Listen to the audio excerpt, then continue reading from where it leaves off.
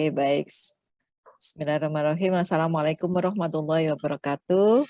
Waalaikumsalam. Selamat siang, salam sejahtera untuk semuanya. Terima kasih Pak Firdaus yang sudah bersedia untuk hadir pada acara Zoom kita kali ini. Kali ini Pak Firdaus dari LKPP, Pusdiklat LKPP akan menyampaikan tentang program-program pelatihan pengadaan barang jasa yang ada di Pusdiklat LKPP. Karena terus terang di lapangan, kok di lapangan ya? Dalam prakteknya, implementasinya. Kok di lapangan dikira mau olahraga gitu kan. Itu orang-orang kalau dibilang pelatihan apa sih? PBJ gitu, yang ada di dalam otaknya langsung, oh sertifikasi ya. Nah, padahal kita tahu pelatihan yang dibuat oleh LKPP itu banyak banget jenisnya. Nah mungkin itu perlu disosialisasikan, perlu diperkenalkan sehingga para pengelola pengadaan barang jasa ini akan lebih pas mendapatkan pelatihan seperti apa sih yang dibutuhkan gitu ya. Mungkin itu nanti ya. Pak Firdaus, nanti kami akan kasih waktu kurang lebih 45 menit ya. Untuk memaparkan. Setelah itu kita akan bersama-sama 45 menit berikutnya adalah tanya jawab, diskusi. Baik. Terus kemudian kepada para peserta, Bapak Ibu peserta, seperti biasa, apabila Bapak dan Ibu akan bertanya, silahkan raise hand terlebih dahulu sehingga terdetek dari sini. Atau bisa juga pertanyaan disampaikan di room chat. Nanti akan dibacakan, atau kalau Bapak Ibu ada, bisa dibaca sendiri, nanti disampaikan sendiri gitu ya. Terus kemudian nanti akan di tengah-tengah perjalanan kita Zoom, akan berikan link untuk absensi presensi ya. Di situ silakan diisi, tolong diisi dengan lengkap sesuai dengan permintaan yang ada di sana, karena nanti itulah yang akan terisi di dalam sertifikat Bapak dan Ibu. Oke, baik, mungkin tidak perlu berpanjang kata lagi karena waktunya juga sudah masuk ya di jam 14:03. Kepada Pak Firdaus, saya persilahkan. Baik, terima kasih Bu Amik, Pak Muklis. Bismillahirrahmanirrahim. Assalamualaikum warahmatullahi wabarakatuh. Selamat siang, salam sejahtera bagi kita semua. Bapak Ibu yang berbahagia, tadi sudah diperkenalkan oleh Bu Amik. Jadi saya saat ini sebagai Widaiswara Madya. Jadi sebelumnya saya sebagai asesor. Jadi berhubungan juga sih dengan SDM. Nah sebelumnya itu saya termasuk menyusun standar kompetensi yang SKKNI dulu Pak, waktu di Direktorat Pengembangan Profesi dan Kelembagaan. Jadi sudah ada 3 nih mengalami tiga di Kedeputian PPSDM ya sebelum menjadi Pusdiklat ya seperti itu. Baik, seperti yang telah disampaikan oleh Bu Amik sebelumnya, jadi saya akan mencoba untuk memaparkan bagaimana program-program yang ada di Pusdiklat PBJ dalam hal ini KPP dalam pengembangan kompetensi. Nah, seperti kita ketahui dasar hukum yang kami ambil adalah di dalam Undang-Undang Nomor 5 Tahun 2014 tentang ASN di pasal 16 dan pasal 69. Di sini dijelaskan bahwa pengembangan karir PNS dilakukan berdasarkan kualifikasi, kompetensi, penilaian kinerja dan kebutuhan instansi pemerintah. Jadi kalau dilihat di sini adalah kompetensi. Kompetensi ini sangat penting gitu ya, apalagi kami di Pusdiklat ini ya, pengembangan bagaimana nanti mengembangkan kompetensinya dengan berbagai pelatihan-pelatihan. Nah, dasar hukum yang lainnya adalah PP 11 tahun 2017 yang telah diperbarui dengan PP 17 tahun 2020. Kemudian ada Perpres 12 tahun 2021, kemudian Permenpan 29 tahun 2020 bagi jabatan fungsional, Peraturan Kepala LAN nomor 25 tahun 2015, kemudian Peraturan LKPP nomor 6 tahun 2020 yang diperbarui dengan Peraturan LKPP nomor 8 2019, kemudian ada Peraturan sebenarnya Permenpan ini salahnya 52 tahun 2020, Peraturan LKPP nomor 4 tahun 2020 dan Peraturan nomor 13. Nah, kalau kita lihat latar belakangnya, ini seperti kita ketahui dalam Perpres 16 2018 ya, beserta perubahannya itu dikatakan bahwa di pasal 74 SDM PBJ itu terdiri dari 3 sebenarnya. SDM pengelola fungsi pengadaan, ini ada 2, kemudian terdiri dari JFPBBJ dan personil lainnya, kemudian SDM sumber daya perancang kebijakan, dan yang ketiga adalah sumber daya pendukung ekosistem pengadaan. Nah, kalau kita lihat bagaimana supaya SDM itu profesional, ini kalau kita lihat sebagai rumah nih ya, bagaimana membuat SDM PBJ itu profesional. Ini perlunya kompetensi. Sesuai dengan Undang-Undang ASN, kompetensi itu sebenarnya ada 3, kompetensi teknis, manajerial, dan sosiokultural. Di sini harapannya PA-KPA, PPK, Pokja pemilihan, dan para jafungnya itu harus memiliki kompetensi.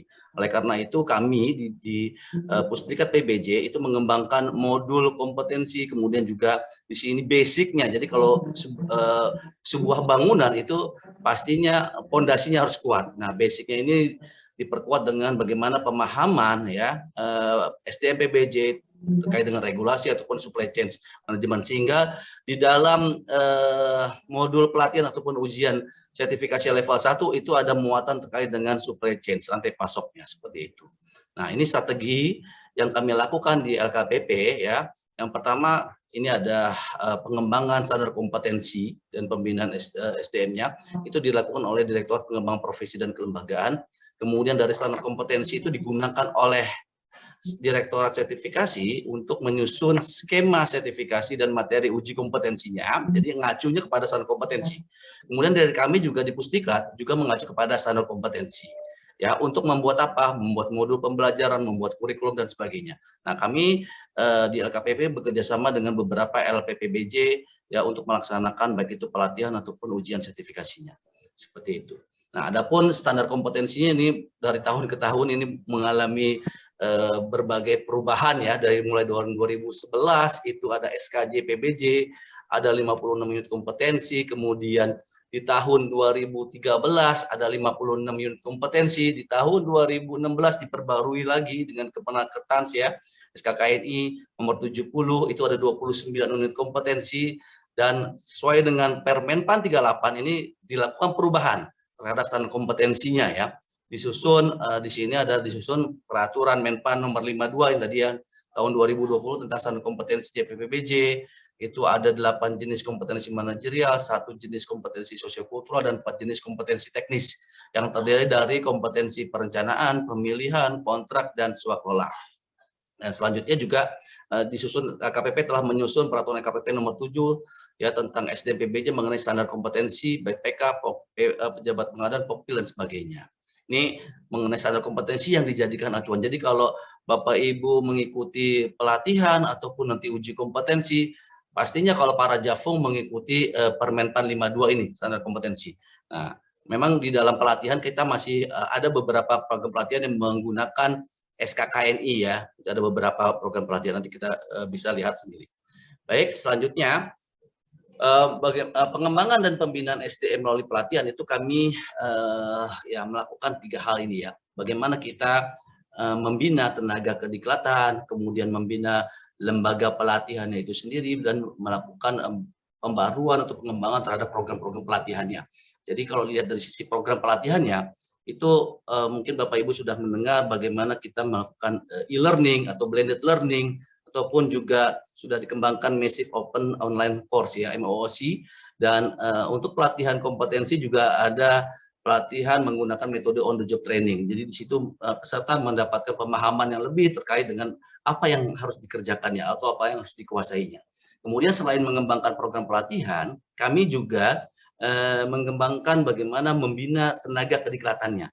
Jadi kita menyiapkan para fasilitatornya, kemudian pengelola pelatihannya, pengelola kelasnya. Jadi terus dilakukan peningkatan kompetensi fasilitator. Tadi kalau kita lihat standar kompetensinya berubah, fasilitatornya harus juga lebih pintar daripada yang diajarnya. Sehingga kita melakukan pembinaan, pengembangan atau pelatihan kepada para fasilitatornya juga. Seperti itu. Kemudian juga kita terus meningkatkan bagaimana penyelenggara pelatihannya itu juga kompeten. Jadi bukan hanya fasilitator atau pesertanya saja, tapi bagaimana penyelenggaranya itu juga mampu ataupun kompeten dalam melakukan penyelenggaraan pelatihan juga. Dan yang ketiga, kami juga melakukan kerjasama dengan beberapa lembaga pelatihan yang kita sebut LPPBJ, gitu ya, untuk menyelenggarakan pelatihan. Di sini kami melakukan penjaminan mutunya melalui akreditasi dan surveillance. Selain itu juga melakukan monitoring evaluasi penyelenggaraan pelatihannya. Nah, kalau kita lihat lagi kemudian di sini datanya ya. Jadi sebenarnya saat ini jumlah pejabat fungsionalnya yang ada di kami itu juga yang data kami ya itu sudah cukup banyak sekitar 5.563. Sebenarnya masih jauh dari target nih ya. Nah, dari kebutuhannya. Kemudian itu terdiri dari 617 KL Pemda atau kalau kita rata-ratakan 9 orang JF per KL Pemda. Kalau rata-rata saja, mungkin ada yang lebih, ada yang kurang dan sebagainya. Seperti itu. Nah, terkait dengan LPPPJ tadi ya, Lembaga Pendidikan Pelatihan Pengadaan Barang Jasa, yang sudah terakreditasi totalnya ada 73 LPPBJ yang terdiri dari akreditasi A sebanyak 34 LPPBJ dan akreditasi B sebanyak 39 LPPBJ. Kalau kita lihat lagi sebarannya di kementerian lembaga yang A itu 14, kemudian yang B itu 11. Kemudian di pemerintah daerah di daerah gitu ya ada 14 yang A dan 17 yang B seperti itu. Perguruan tinggi juga sudah ada beberapa di sini. Kan kemudian ada 9 ya swasta ya. Jadi selain kementerian, lembaga dan pemerintah ada swasta, ada 9 LPPBJ swasta yang terdiri dari 4 LPPBJ A dan 5 LPPBJ yang B-nya seperti itu. Nah, ini kewenangan-kewenangan dari LPPBJ-nya ya. Jadi kalau kita lihat ini memang ada perbedaan ya. Kalau untuk yang akreditasi A ini semua memiliki diperbolehkan ya memiliki kewenangan untuk melakukan pelatihan baik itu level 1, kemudian penjenjangan pembentukan JF, kemudian pelatihan jenjang pertama, jenjang muda, madya. Sedangkan kalau level yang akreditasi B atau LPPBJ akreditasi B itu tidak memiliki kewenangan untuk yang muda dan madyanya. Dan ada beberapa lagi di sini kalau kita lihat untuk yang di B tidak memiliki kewenangan untuk melakukan pelatihan yang tipe A untuk PPK-nya ya dan tipe B. Nah, hanya dia yang tipe C saja untuk yang B-nya seperti itu. Nah, kemudian terkait dengan pelatihan kompetensi untuk Pokmil ya ini memang hampir semua ya kecuali level 4 ya tipe B itu atau akreditasi tipe B itu tidak memiliki kewenangan untuk menyelenggarakan pelatihan yang level 4 seperti itu dan perencanaan level 4 di sini tidak. Ya, kalau kita lihat di sini, kemudian pelatihan teknis tematik ya, tematik itu selain yang tadi itu ya, jadi ada pelatihan di desa, katalog elektronik, kemudian pelatihan sertifikat program in public procurement CPPP, kemudian pelatihan pengadaan bagi usaha kecil, non kecil dan sebagainya. Ini semuanya diperbolehkan. Jadi baik itu akreditasi A ataupun yang B-nya. Nah, kalau kita lihat sekarang nih, fasilitator, bagaimana seorang fasilitator tadi, jumlahnya sudah cukup banyak juga ini fasilitator ya. Ada yang untuk tingkat dasar ya, atau level 1, kita lihat di sini dasarnya 506, sedangkan yang level 1 ada 358. Ya, kemudian yang tingkat lanjut ada 143, level 2 dan 3 80. Nah, level 4 masih sedikit. Ini mungkin perlu ditingkatkan lagi nih dari teman-teman dari Bapak Ibu yang mungkin bisa menjadi fasilitator yang bahkan bisa meningkat menjadi level 4-nya seperti itu. Nah, ini tadi pelatihan-pelatihan tadi yang kewenangan-kewenangan LPPBJ kalau kita rangkum terbagi dua. Sini ada pelatihan fungsional bagi para pejabat fungsional dan di sini pelatihan teknis. Jadi ada dua pembagian di dalam pelatihan, ada fungsional dan teknis gitu ya. Di fungsional yang jelas di sini ditujukan bagi JFPBBJ jenjang pertama gitu ya.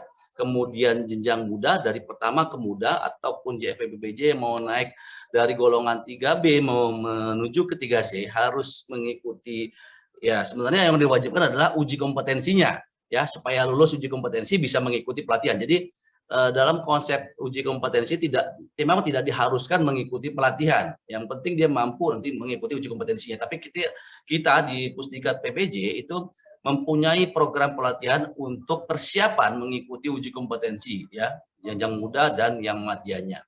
Seperti itu. Kemudian untuk tematiknya ini ada beberapa pelatihan ya, okupasi bagi PA-KPA, clustering, kemudian kompetensi tertentu gitu ya masih menggunakan SKKNI, kemudian kompetensi yang jenis kompetensi melakukan perencanaan level 4. Jadi di sini ibaratnya per kompetensi tidak utuh gitu ya. Kemudian kompetensi level 1, tipe C dan sebagainya. Nah, tipe C ini sekarang sudah piloting ya. Jadi PPK tipe C ini sedang dilakukan piloting saat ini seperti itu. Ini ada beberapa, saya percepat saja karena ini cukup banyak. Nanti bagaimana Bapak Ibu teman-teman semua mengetahui bagaimana persyaratan mengikuti pelatihannya, baik itu fungsional ataupun tematiknya. Kalau kita lihat di sini ada beberapa untuk pembentukan ya, pembentukan ini ya untuk di awal yang menjadi jafungnya, menjadi jafung baik itu dari mulai jenjang pertama ataupun pembentukan untuk yang pertama ataupun yang nanti apa namanya sudah penyetaraan sebagainya. Ini ada kita melakukan diklat pembentukan JFEBBJ. Sifatnya memang apa namanya saat ini pembentukan itu tidak diwajibkan, tapi memang ini untuk pemahaman bagaimana nanti para JF awal ibaratnya yang baru masuk ke pengadaan atau menjadi fungsional pengadaan mengetahui bagaimana proses penilaian angka kreditnya, bagaimana kebijakan jabatan fungsionalnya, kemudian bagaimana tata kelola pengembangan unit kerja dan sebagainya. Ini ada pelatihannya. Nah, persyaratannya pastinya kalau menjadi JF gitu ya, kalau di awal gitu ya, kalau dia mau itu harus lulus sertifikasi PBJ dasar atau level 1. Kemudian harus telah diangkat menjadi pejabat fungsional namanya pembentukan gitu ya. Kemudian PNS yang atau PNS yang diangkat menjadi pejabat fungsional pengembangan dengan pendidikan minimal S1 atau diploma 4. Ini persyaratan-persyaratannya untuk diklat pembentukan gitu ya. Berikutnya ya kalau kita lihat materinya apa saja di sini tadi sudah dijelaskan juga ya, ada materi integritas, ada materi kebijakan, ada materi budaya dan sebagainya. Sampai total kalau kita total ini pembelajarannya blended learning ya, ada e-learningnya ya, belajar dulu melalui aplikasi seperti itu, learning center seperti itu ya. Kemudian ada tatap mukanya. Jadi ini lebih banyak tatap mukanya sebenarnya nih, 19 jam pelajaran untuk tatap mukanya dan 11 jam pelajaran untuk e-learningnya. Jadi total ada 30 jam pelajaran, 30 JP. Ada pretestnya 15 menit, post-testnya 15 menit. Berikutnya untuk pembentukan tadi ya materinya, ini ada seperti materinya di sini. Kemudian untuk yang JFEBBJ pertama, jadi dalam artian di sini untuk CPNS, jadi yang dari baru. Jadi kalau teman-teman atau Bapak Ibu menjadi pejabat fungsional itu kan ada 3 jenjang. Pertama muda dan madya gitu ya. Pertama ini dari mungkin jalur CPNS ataupun jalur dari ya, perpindahan mungkin juga di sini ya. Nah, di situ dia harus mengikuti pelatihan. Jadi tidak wajib mengikuti atau tidak ada uji kompetensinya, tapi wajib mengikuti pelatihan. Nanti ada sertifikat pelatihannya. Nah, di situ. Jadi PNS yang telah memenuhi persyaratan ya sebagaimana diatur dalam pedoman penyelenggaraan pelatihan penjenjangan. Ini ada. Kemudian totalnya ada 504 jam pelajaran, cukup banyak ini ya. Itu seperti itu OJT-nya karena OJT-nya 400 jam pelajaran. Sekitar berapa hari nih? Kalau 10 jam aja berarti 40 hari ya berarti seperti itu untuk OJT-nya. Dan seminarnya ada 10 jam pelajaran. Ini yang banyak di OJT-nya. Berikutnya ini kurikulumnya bisa dibaca saja sendiri gitu ya. Kemudian untuk yang mau naik jenjang ke muda, ya seperti kita ketahui bahwa kalau jenjang pertama itu mampu atau menguasai kompetensi di level 2. Sedangkan kalau jenjang muda itu harapannya mampu menguasai di level 3 berdasarkan Permenpan 52 tadi, seperti itu. Nah, ini sehingga kita menggunakan pelatihannya level 3 gitu ya untuk perencanaan, pemilihan, kontrak dan swakelola level 3. Ini kemudian sama seperti tadi ada OJT-nya 400 jam pelajaran, kemudian totalnya ada 514 jam pelajaran untuk yang jenjang muda atau naik muda. Nah, yang madya di sini ini OJT-nya lebih banyak 600 jam pelajaran gitu ya. Nah, untuk muatannya ini harus menguasai kompetensi level 4 sehingga kita memberikan pelatihannya untuk kompetensi yang di level 4 ada mulai dari perencanaan, pemilihan, kontrak dan swakelolanya yang level 4-nya. Jadi memang kalau kita melihat di sini total jam pelajarannya pasti lebih banyak dibandingkan yang muda ataupun yang pertama tadi 719 jam pelajaran.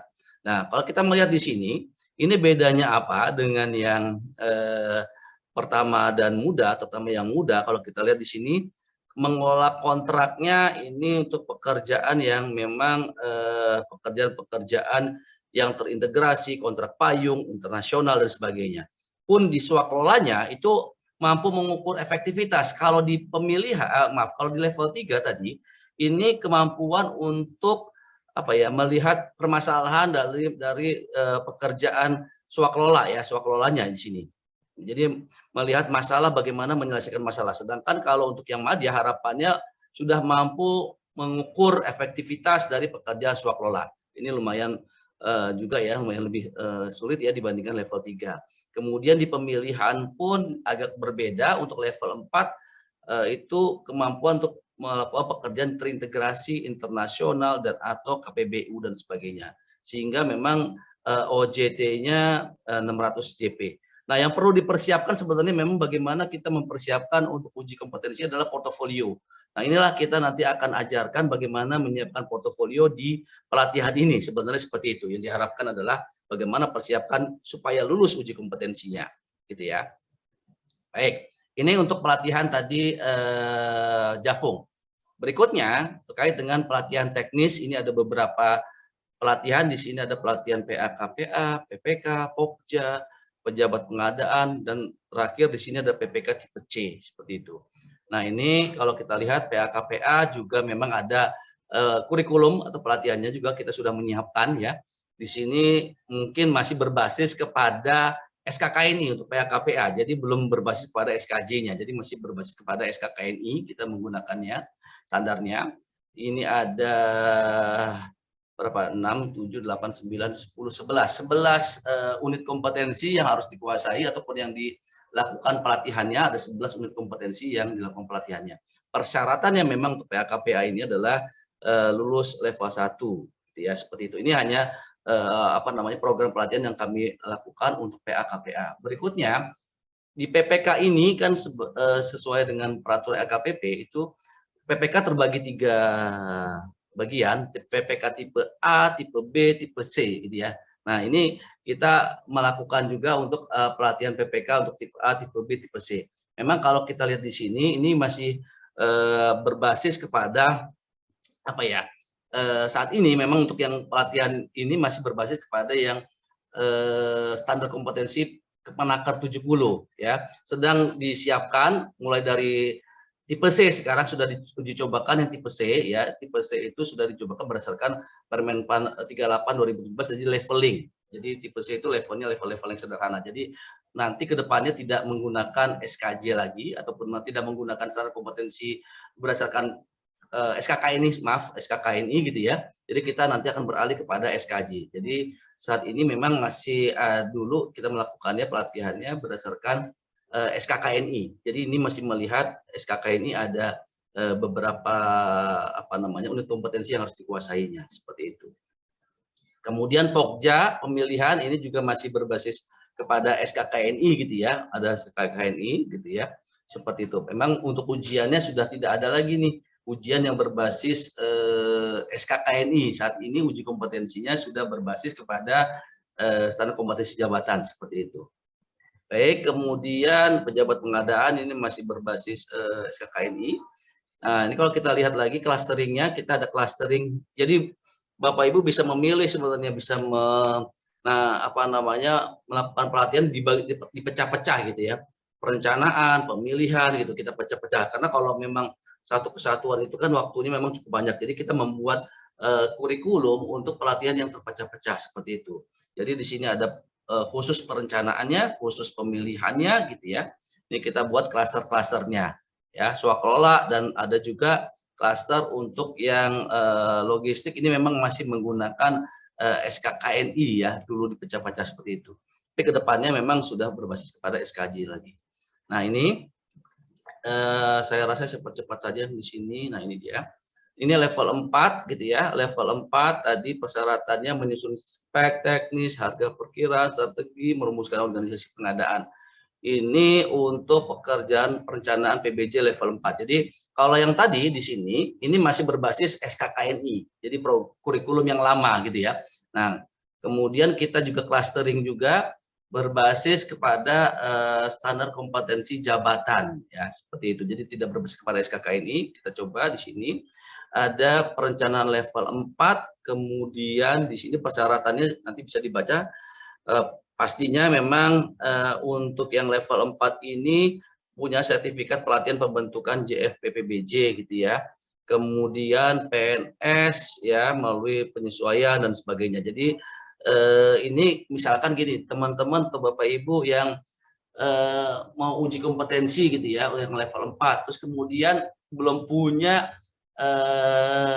portofolio yang misalkan di perencanaan. Nah, itu silakan ambil yang perencanaan saja gitu ya, tanpa mengikuti pelatihan, karena di pemilihan, karena di pemilihan mungkin sudah punya portofolionya. Jadi bisa apa ya, kita membuat pelatihan yang kita pecah-pecah seperti itu. Jadi nggak sekaligus banyak. Jadi ada yang terpecah, ada yang memang sekaligus seperti itu.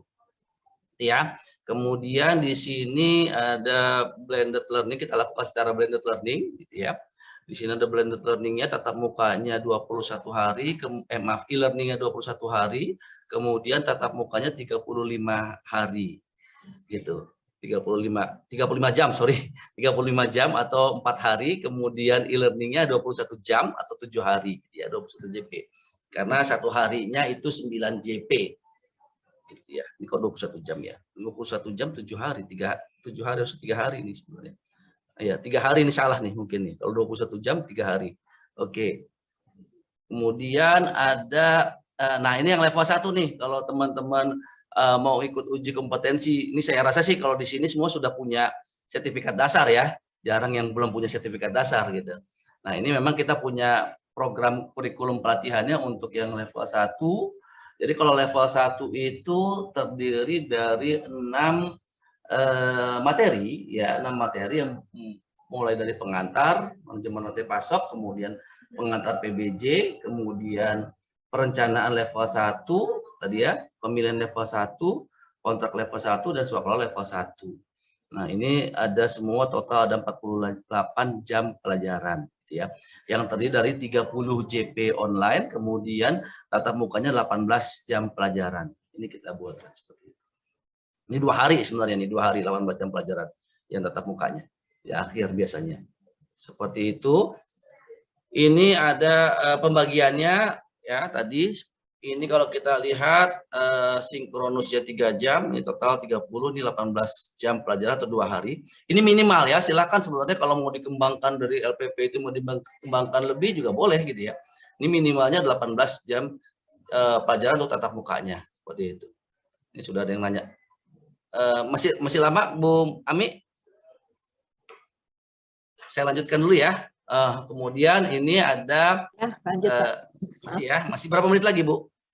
Ya, masih bisa dibaca sih, lebih enak diskusi kalau mau diskusi nggak apa-apa, tapi nggak apa-apa, saya gitu, coba boleh. lanjutkan dulu ya. 15-an menit ya. Oke, saya lanjutkan dulu saja sedikit lagi nih.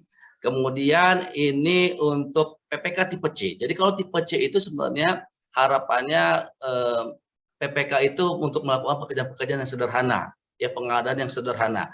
Kalau tipe B itu yang umum sebenarnya di umum. Kemudian kalau tipe A, PPK tipe A itu melakukan pekerjaan yang kompleks, itu seperti itu. Sehingga kita membagi pelatihannya juga berdasarkan tipe yang ada di peraturan LKPP tadi gitu ya. Seperti itu.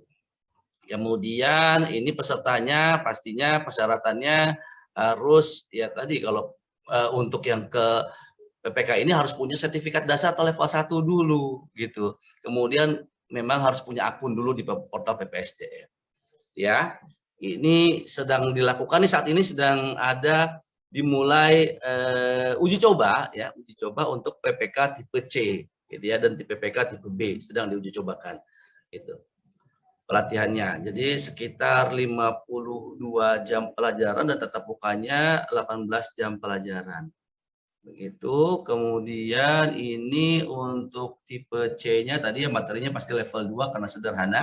Kemudian mengolah kontraknya juga level 2 ya. Totalnya 46 jam pelajaran seperti itu. Nah, berikutnya tingkat dasar tadi sudah. Kemudian ini materi tingkat dasar ya. Nah, untuk fasilitator, nah ini dia. Fasilitator itu ada pelatihannya juga nih, pelatihan fasilitator ya. Persyaratannya S1, kemudian lulus sertifikasi tingkat dasar level 1, kemudian tidak pernah mengikuti pelatihan kewirausahaan terutama bagi pejabat fungsional pengelola pengadaan. Memang untuk menjadi fasilitator ini ada persyaratan lainnya. Jadi harus kalau pada waktu itu ya harus lulus ujian mengikuti sertifikat dasar dengan nilai kalau nggak salah 230 gitu ya, 230. Nah, untuk kelulusan yang dulu kan ketika tingkat dasar kita 167 ya. Ini untuk menjadi fasilitator harus 230 begitu. Mungkin Bu Ami ini sudah mengalami 230 zaman dulu gitu ya. Kemudian, nah memang ini kita sedang sesuaikan nih kalau 230 itu untuk dasar kurikulum masih seperti itu menggunakan sertifikat dasar ya, ujian sertifikasi dasar gitu. Nah, tapi memang saat ini kan sudah ujiannya level 1, fasilitatornya udah level 1. Nah, ini sedang kita godok berapa sih nilainya ataupun minimal standar minimalnya untuk menjadi fasilitator yang dipersyaratkan seperti itu ya. Baik. Nah, jadi harapannya nanti di dalam pembelajarannya ini ada beberapa materi. Yang pertama sikap dasar fasilitator, konsep dasar diklat, model pembelajaran, kemudian andragogi atau prinsip pembelajaran orang dewasa dan sebagainya. Ini mungkin teman-teman yang sudah jadi WI ini sudah sangat paham ya terkait dengan andragogi dan sebagainya nih. Mungkin tinggal diasah terkait dengan kompetensi ataupun knowledge terkait dengan pengadaan barangnya saja. Barang jasanya seperti itu. Oke, ini ya ada beberapa materinya, silakan dibaca saja. Ini tadi saya bilang tadi ya persyaratannya, persyaratan untuk mengikuti atau menjadi fasilitator tingkat dasar pada waktu saat ini ya masih menggunakan kurikulum saat ini ya. Ini di atas 230. Kemudian selain itu memiliki kompetensi sebagai fasilitator yang dibuktikan dengan sertifikat pelatihan kompetensi calon fasilitator dari LKPP, sertifikat pelatihan dari LAN, atau lulus ujian kesetaraan substansi dengan passing grade 75 bagi yang pernah mengikuti kegiatan peningkatan kompetensi terkait fasilitasi pembelajaran. Selain dari LKPP dan LAN ya, itu seperti itu. Ini kurikulumnya. Ya, kemudian yang tingkat lanjut ada beberapa materinya yang seperti ini. Ini persyaratannya untuk yang tingkat lanjut, ya sertifikat pelatihan kompetensi fasilitator. Jadi harus mengikuti pelatihan dulu untuk tingkat lanjut, kemudian TOT berdasarkan SKK ini, kemudian sertifikat fasilitator pengadaan barang jasa kehormatan honoris causa sebagainya. Ini persyaratan untuk yang level 4. Level 3 dan 4 ya, level 2 dan 3 maaf, level 2 dan 3. Berikutnya level 4 hampir sama saja sih sebenarnya. Kalau di level 4 berarti dia persyaratannya harus punya sertifikat pelatihan fasilitator level 2 dan 3 dulu. Baru bisa ke level 4-nya gitu ya. Ini materi-materinya sama gitu ya, seperti itu. Silakan nanti diinikan. Kemudian ada kurikulum untuk pelatihan yang tematik lainnya. Ya, PBJ di desa. Jadi di sini kita juga ada bagaimana nanti ya tadi ya yang terkait dengan pengelolaan keuangan di desa gitu ya, pengadaan di desa itu kita juga ada materi pelatihannya. Bagaimana gambaran umum pengadaan barang di desa, perencanaan di desa, persiapan, pelaksanaan sama lah. Jadi pada intinya kalau tahapan di pengadaan ada perencanaan, persiapan, pelaksanaan gitu ya. Tapi bagaimana pelaksanaannya untuk pengelolaan keuangan di desa seperti itu. Berikutnya ini materi-materinya cukup banyak gitu ya. Kemudian ada juga berikutnya ada materi bagi pelaku usaha kecil. Nah, ini kalau yang ini full MOOC, jadi tanpa ada tatap mukanya. Jadi di sini full e-learning gitu ya, tanpa ada tatap mukanya. Full MOOC. Ya, ini bagi pelaku usaha, bagi pelaku usaha kecil di sini ada ya intinya bagaimana pelaku usaha itu mendapatkan gambaran terkait dengan pengadaan, kemudian bagaimana proses metode pemilihannya dan sebagainya, proses pengadaan dan sebagainya itu akan diajarkan dalam MOOC tadi, bagaimana proses kontraknya, aplikasi pengadaan dan sebagainya. Ini untuk usaha kecil, kemudian ini juga ada sertifikat program in public procurement gitu ya. Ini full MOOC juga di sini ya. Jadi di sini ya materi pengadaan publik gitu ya, kemudian operasional pengadaan publik dan tata kelola pengadaan publik yang baik dan sebagainya ini. Ini ada beberapa materinya. Kemudian ada juga pelatihan KPBU karena tadi KPBU ini kalau kita lihat tadi itu salah satu persyaratan yang apa ya, yang pekerjaan kompleks itu ya. Untuk naik jenjang madya ya harus mengikuti pelatihan yang atau memahami, salah satunya adalah memahami tentang KPBU ini selain yang internasional, terintegrasi ataupun pekerjaan kompleksnya. Jadi di sini juga kita buatkan materi terkait dengan KPBU-nya juga seperti itu. Nah, berikutnya ini P3DN juga ada P3DN. Kemudian untuk pelaku usaha tadi kecil, sekarang non kecil gitu ya. Ini ada juga non kecilnya masih draft. Mungkin itu Bu Ami ya, nanti bisa kita diskusi aja bagaimana proses pelatihannya ataupun nanti bahkan ya sedikit kalau memang nanti terkait dengan sertifikasi juga mungkin saya juga punya pengetahuan sedikit terkait dengan sertifikasi, silakan. Lebih banyak diskusi aja. Monggo Pak Muklis atau Bu Ami silakan atau teman-teman yang Baik. lain. Terima kasih Pak Firdaus atas materinya, cukup padat ya, sehingga Ya, mungkin agak terburu-buru jadinya. agak sedikit lari-lari gitu intinya. Tapi intinya materi nanti dibagikan juga sehingga kalau ada peserta yang ingin memahami satu persatu pun masih bisa gitu ya. Baik, untuk sesi kali ini kita akan diskusi tentang apa yang sudah disampaikan oleh Pak Firdaus, karena mungkin banyak hal yang ingin dipertanyakan gitu ya. Di room chat nih sebenarnya udah banyak, tapi kita ke yang raise hand terlebih dahulu ya. Boleh. Di sini ada Pak atau Bu, Pak Prahara mungkin ya. Pak Prahara, mohon di silakan Pak Prahara. Ya, baik, terima kasih. Suara saya terdengar nggak? Terdengar Pak. Iya. Mohon izin tanya Pak, untuk fasilitas tingkat lanjut dalam setahun itu diselenggarakan berapa kali sih? Ada nggak upaya dari LKPP untuk memperbanyak jumlah fasil lanjut? Kemudian yang kedua ini untuk suaranya teman-teman Madya ya. Siapa? Untuk yang muda, sorry untuk yang muda atau Madya Pak? Untuk yang muda Pak. Siap. Mengapa dalam menentukan kompetensi JF Madya itu terkesan sangat sulit?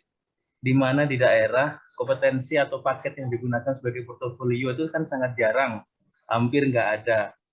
Terus di Permenpan 29 2020 juga Madya itu boleh mengerjakan tugasnya JF pertama, yakni pengadaan langsung. Kenapa kok kompetensinya dituntut tinggi banget Pak? Siap. Kemudian yang terakhir Pak, boleh nggak sih kalau kita yang punya level 1, punya dasar mengikuti level 1? Kan kurikulumnya berbeda itu Pak. Oke, demikian pertanyaannya. Terima kasih. Oh siap, Pak Prahara. Ini saya yang jawab yang terakhir dulu nih Pak Prahara ya. Ini karena memang sebenarnya sejak saya di Direktorat Sertifikasi itu banyak pertanyaan juga nih terkait dengan standar kompetensi gitu ya, Pak Prahara ya. Jadi kalau saya melihat dalam penyusunannya pada waktu itu ya, saya kebetulan ikut juga ya, memang kami tidak terlibat langsung ya, tapi mengikuti.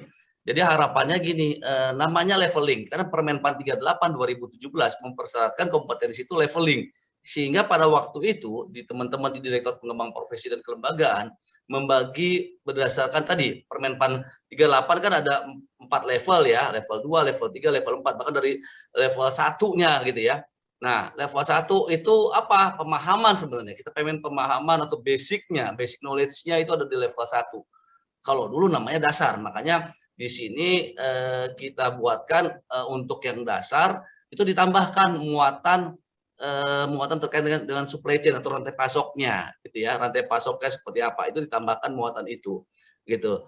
Jadi itu yang level 1. Nah, level 2-nya ya berikut kita berjenjang. Nah, harapannya sampai dengan tadi kompetensi yang paling tinggi apa? Gitu ya. Kompetensi yang paling tinggi pekerjaan kompleks integrasi.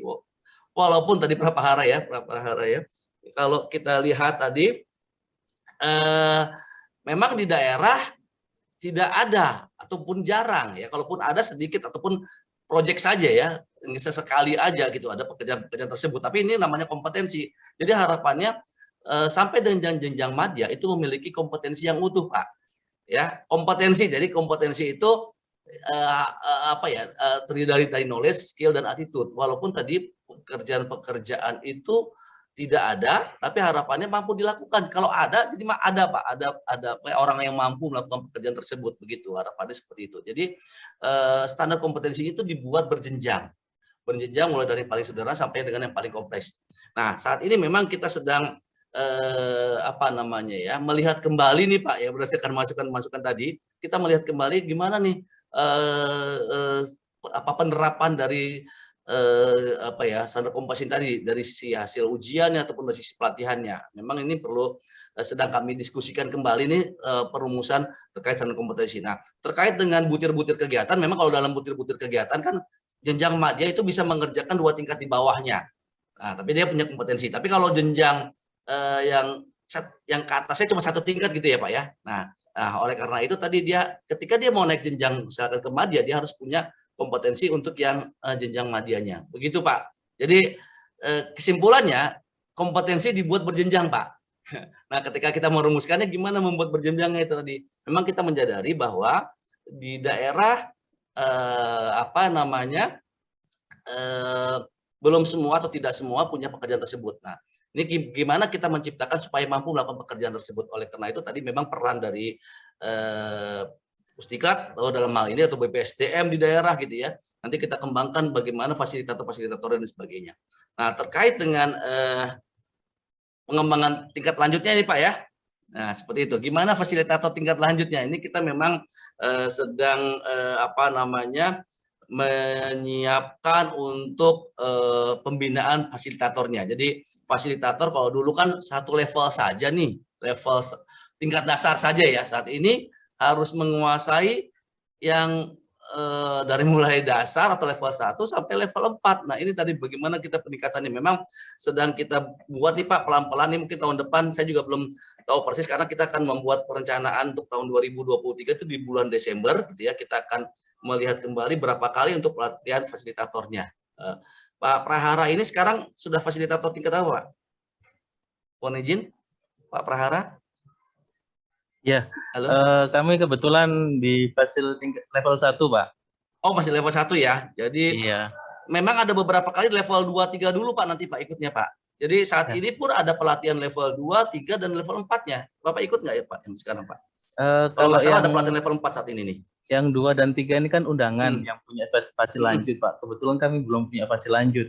Mungkin bisa diperbanyak Pak angkatannya untuk yang supaya nanti lanjut. Bisa ini ya Pak ya. Baik Pak, nanti masukan Bapak akan kami sampaikan. Mudah-mudahan kita juga akan memperbanyak begini Pak.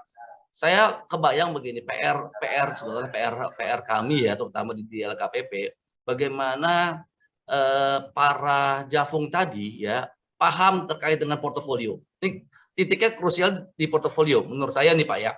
Jadi portofolio itu karena portofolio itu kan bagaimana pemahaman terhadap standar kompetensinya juga. Nah, bagaimana nanti kita ya atau kami ya mengajak teman-teman di daerah, terutama mungkin di BPSDM dan teman-teman mungkin di fungsional pengadaan gitu ya, itu ya mengajarkan kepada yang lainnya bagaimana portofolio yang baik, bagaimana nanti uji kompetensi yang baik. Nah, sehingga ketika masuk uji kompetensi itu sudah paham, asesor juga enak Pak, seperti itu Pak. Begitu Pak, nanti masukan Pak Prahara akan kami sampaikan ya Pak ya, terkait dengan berapa kalinya itu ya Pak ya. Karena saya memang ini akan dirumuskan kembali di bulan Desember ini Pak Prahara. Begitu Siap. Pak. Siap, terima kasih Pak. Ya, izin Pak, Bapak sudah terkait dengan Permenpan 52 sudah ini Pak ya, sudah paham Pak? Ini penting nih karena Permenpan 52 ini. Karena dasar uji kompetensi ada di Permenpan 52. Begitu. Ya nanti belajar lagi Pak. Biar siap. Baik Pak. Ya, baik. Oke, selanjutnya Pak, masih ada yang sudah raisen dari tadi. Dari Ibu Rini Babel. Silakan Bu untuk menyampaikan pertanyaannya. Ya, terima kasih Bu. Kepada Pak Firdaus mau tanya nih Pak. Izin, iya Bu, monggo. Ya, saya JFPBJ udah Madya Pak, tetapi teman-teman saya sudah mengusulkan namanya untuk sudah mengusulkan bersurat resmi namanya akan diajukan untuk ikut diklat Japung jenjang madya Pak, tetapi sampai dengan saat ini belum ada panggilan ya Pak. Itu kira-kira kalau memang permasalahannya dana atau memang ada blacklist, katanya sih ada blacklist karena teman-teman yang kemarin itu tidak bisa lolos gitu Pak, tidak mengikuti. Ada 2 teman yang tidak bisa lolos Madya. Gitu. Apakah itu memang ada? Nggak lolos Madya di pelatihan atau gimana, Bu? Di uji kompetensinya Pak, diklatnya sudah Blacklistnya kenapa tuh? mengikuti. Ya, kemarin ada teman yang konsultasi ke LKPP, Pak Hardi, katanya karena itu kalian di blacklist, katanya gitu. Tetapi kami ingin menanyakan apakah ada jalur lain yang lebih cepat, yang bisa, yang LKPP mempunyai jalur lain, swasta atau gimana, yang dikonsultankan atau berbayar sendiri gitu, ada nggak? Oke. Intinya uji kompetensi ya Bu ya. Intinya uji kompetensi. Intinya uji kompetensi. Baik Ibu. Karena kebetulan saya dulu juga di Direktorat Sertifikasi ya Bu ya. Saya coba sedikit walaupun ya. Jadi untuk mengikuti uji kompetensi sebenarnya tidak wajib mengikuti pelatihan. Itu dulu. Ya, kalau dia sudah mempunyai pekerjaan atau sudah pernah melakukan pekerjaannya di tempat kerjanya, ya itu bisa langsung ikut uji kompetensi, begitu Bu. Ya seperti itu. Nah sekarang PR-nya bagaimana mendapatkan portofolio atau punya portofolio kan gitu ya Bu ya. Bagaimana punya portofolio. Nah ini saya coba searching juga ya panduan. Oke. Ini panduan pekerjaan portofolio. Oke. Sebentar ya Bu. Iya Pak. Jadi memang kalau terkait dengan pelatihan kita ada jadwalnya. Memang kalau ketika di situ memang ada kuotanya ya Bu ya. Nah kuotanya ini yang menurut saya memang kita nggak bisa pastikan. Maksud saya ya nanti kita ada proses pemilihannya juga Bu. Jadi kita lihat dulu proses yang mendaftar melalui aplikasi dan sebagainya. Nah ini saya coba kasih solusi ya Bu ya. Kasih solusi terkait bagaimana penyusunan portofolionya. Sebentar, kok nggak keluar.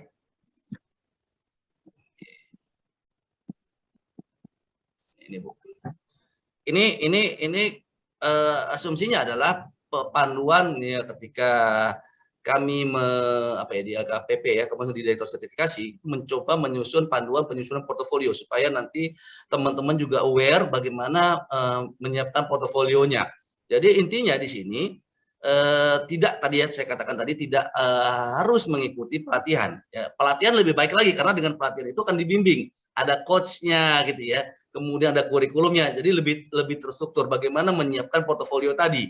Jadi kalau kita harapkan di sini bukti hasil pekerjaan portofolio beri SK pengangkatan sebagai pengelola PBJ minimal muda kalau naik Madya ya Bu ya, ini Madya.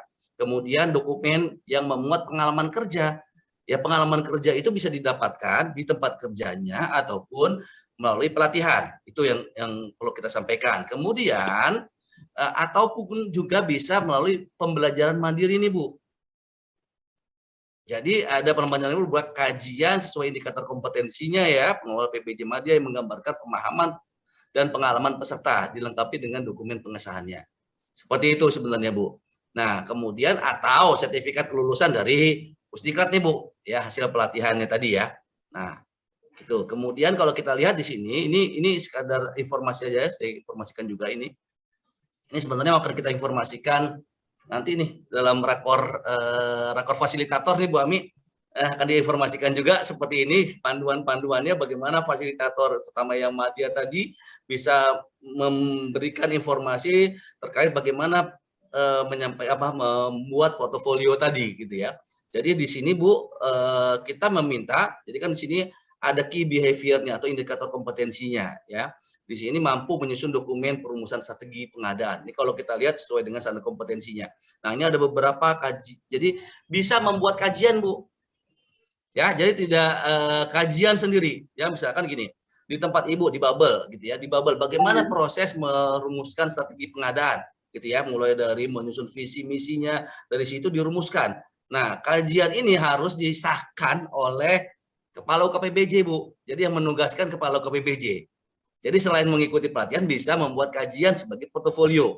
Ini kita permudah. Begitu, Ibu. Nah, terkait dengan pelatihan tadi, ini memang saya harus cek dulu ya, Bu ya. Saya nggak bisa menyampaikan di sini karena saya harus cek dulu pesertanya siapa namanya gitu ya. Kemudian memang kalau untuk pelatihan yang Madya ini sudah beberapa kali Bu di tahun ini, memang baru-baru mulai di akhir-akhir tahun ini gitu ya, sekitar 2-3 kali di tahun ini Bu, 2 kali tahun ini, karena saya juga kebetulan pernah menjadi evaluatornya. Nah, PR-nya adalah Bu, yang sering saya lihat ketika melakukan uji kompetensi itu peserta belum mampu menjelaskan prosesnya. Misalkan menyusun HPS yang kompleks itu seperti apa? Yang mereka sampaikan, ini loh Pak HPS-nya. Nah, nyusunnya gimana? Kan 5W1H-nya harus disampaikan. Dalam pelatihan juga akan diajarkan 5W1H-nya. Gitu Bu. Jadi yang PR-nya adalah bukan hanya dokumen portofolio HPS-nya untuk pekerjaan kompleks, tapi nanti akan ditanyakan atau akan diajarkan dalam pelatihan bagaimana proses menyusun dokumen tersebut. Gitu Bu. Mulai dari perencanaan atau persiapan sampai dengan jadinya. Itu yang PR-nya. Itu ya Bu ya. Jadi kalau tadi Ibu pertanyaan Ibu, tadi saya coba cek dulu namanya siapa, silakan nanti saya kirimkan ke saya saja Bu Ami, nanti nama-nama siapa nanti saya coba tanyakan gitu ya, prosesnya gimana, nanti bisa saya sampaikan langsung ke Ibu. Karena nggak bisa saya jawab sini sekarang Bu ya, saya harus cek dulu begitu. Gitu ya Bu ya. Jadi kesimpulannya Bu, untuk ikut uji kompetensi tidak harus ikut pelatihan. Tapi kalau mengikuti pelatihan lebih baik lagi, karena dengan pelatihan tadi lebih terstruktur, kemudian nanti sertifikat pelatihan beserta buku kerjanya bisa dijadikan dasar untuk mengikuti uji kompetensi. Begitu Bu Rini. Iya. Yang bisa saya sampaikan. Terima kasih. Iya, terima kasih Pak. Ya, baik. Terima kasih Pak Firdaus. Jawabannya panjang, gitu ya. Tapi memang perlu itu supaya tidak salah langkah. Baik, selanjutnya ada lagi Cak Rangga kayaknya mau bertanya. Siap, Rangga. Monggo Pak Rangga. Siap. Izin Pak Fir.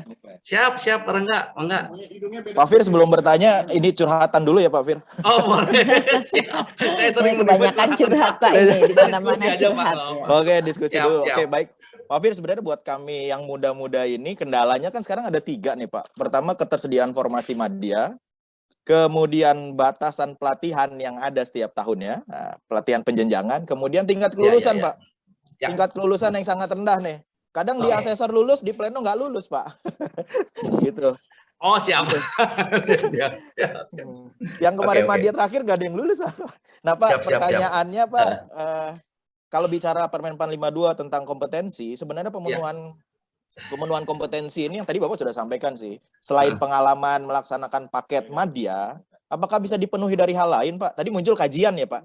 Nah, apakah kajian ini menggunakan paket orang lain bisa? Kita susun kajiannya. Kemudian kajian ini menggantikan apa Pak? Apakah menggantikan diklat atau tidak menggantikan diklat tapi portofolio untuk uji kompetensi? Itu yang pertama Pak. Karena ada juga sekarang uji tulis ada juga ya Pak. Uji tulis yang model CAT Pak, itu kan bisa menggantikan diklat penjenjangan tuh Pak. Nah itu yang pertama Pak. Kemudian yang kedua, saya jawab satu-satu dulu boleh Pak, takut lupa Pak. Boleh Pak, boleh. Iya. Izin ya Pak. Jadi ini kebetulan saya pernah disertifikasi ya Pak, Direktur Sertifikasi. Jadi yang pertama, kalau peserta yang berasal dari luar pelatihan, itu ada screeningnya dulu Pak. Ya, ada ujian tertulisnya dulu. Kalau yang di luar pelatihan, jadi diuji dulu Pak nih, gitu ya. Kalau nilainya di atas 50, itu baru bisa ngikutin ujian selanjutnya Pak. Jadi dalam artian bisa mengumpulkan portofolio nanti lanjutnya diuji, gitu loh Pak. Yang reguler dilakukan di LKPP, Direktur Sertifikasi. Tapi kalau dia berdasarkan dari pelatihan, itu tidak ada uji tulisnya Pak, karena kita anggap sudah ada pelatihannya, jadi tidak ada uji tulisnya. Itu yang pertama ya Pak ya. Yang kedua, ini Pak, ini kita sedang menyiapkan, memang belum, ini karena kebetulan Pak Muji udah mengundang saya coba sampaikan saja, karena sudah ditantangani oleh Pak Direktur Sertifikasi, merupakan dokumen yang tidak rahasia lagi sebenarnya gitu kan, karena sudah ditantangani, jadi silakan. Jadi kita nanti Pak, untuk yang tadi Bapak katakan tadi ya, ini dokumennya berdasarkan kajian. Kajian itu bisa diambil dari paket pekerjaan orang lain Pak. Ya, misalkan tadi PPK gitu ya. Dia misalkan dia nggak pernah jadi PPK untuk pekerjaan kompleks. Ya, kemudian dicari nih ya pekerjaan kompleks, paket pekerjaan penyusunan HPS misalnya gitu ya.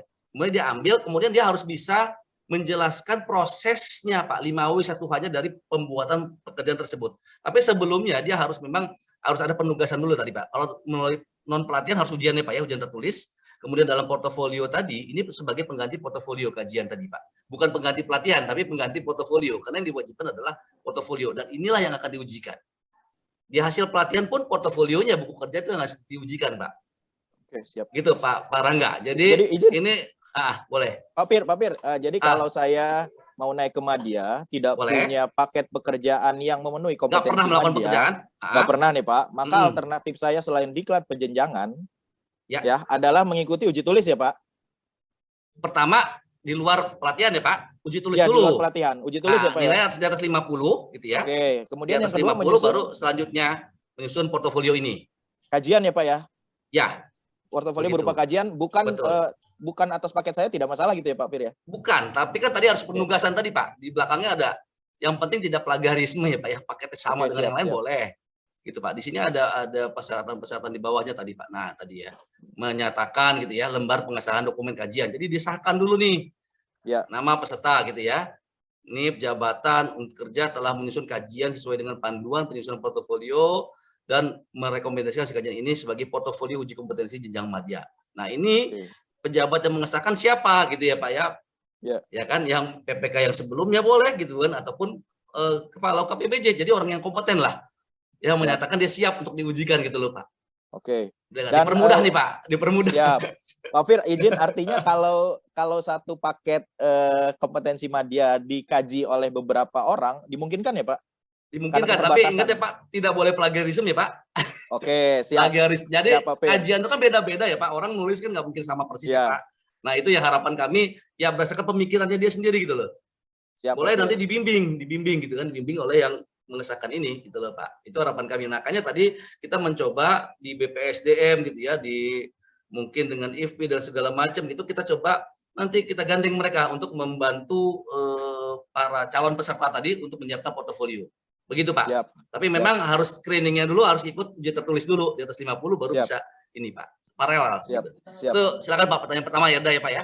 Ya, nah pertanyaan berikutnya Pak terkait ujian tulis dan uji kompetensi. Ini penyelenggaranya bisa nggak sih Pak di luar LKPP Pak? Gini, penyelenggaranya saat ini memang masih LKPP gitu ya Pak ya. Dalam artian semuanya LKPP, yang baik level 1 kan LKPP nih Pak, tapi LKPP bekerjasama dengan LPPBJ gitu ya. Ya.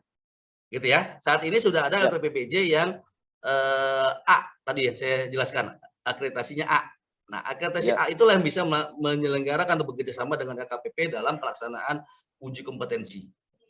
Ya. Kalau yang B level 1 bisa, tapi yang di atas itu nggak bisa Pak, harus yang A gitu ya Pak. Oke. Jadi kalau yang LPPBJ A bisa ya Pak ya? Bisa. Bisa kita tapi ikut. Tetap LKPP juga nantinya. Siap. Yang menguji dari LKPP juga. Suka ada penawaran diklat penjenjangan gitu Pak. Ya, yang A. Betul. Walaupun biayanya agak lumayan gitu. Ya itu tadi. Makanya kalau di sini kan kita sudah punya standarnya Pak. Sudah dari ditetapkan ya untuk satu orang untuk jam berapa. Mungkin Bapak juga tahu ya. Itu ada standarnya. Itu aja cuma dibutuhkan tuh. Karena asesornya Pak, yang tadi Bapak katakan, asesornya itu kan terdiri dari bukan hanya orang LKPP saja ya Pak ya. Ada orang lain luar LKPP gitu ya. Nah ini memang jujur di kami juga sedang meningkatkan kompetensi asesor juga supaya tadi Bapak jangan sampai terjadi kembali ya Pak ya, sudah dikatakan kompeten oleh asesor di plenonya tidak sesuai, karena pleno itu tujuannya adalah untuk QC-nya Pak, quality control Pak. Siap. Gitu, jangan sampai beda-beda gitu di plenonya, itu tujuannya untuk QC. Jadi mohon maaf Pak, sebenarnya kami dari LKPP mohon maaf kalau ada kejadian seperti itu. Memang terus terang sedang kita lakukan peningkatan untuk yang asesor ataupun fasilitatornya tadi. Kadang-kadang Pak hasil ujian juga ya jujur saja nggak 100% tadi Pak yang Bapak katakan tadi ya, ujian udah gitu pelatihan tapi ikut uji nggak lulus atau bahkan portofolionya nggak sesuai. Nah itu sedang kita perbaiki juga. Jujur sudah kita identifikasi Pak. Gitu Pak Rangga. Siap Pak Fir, terima kasih banyak.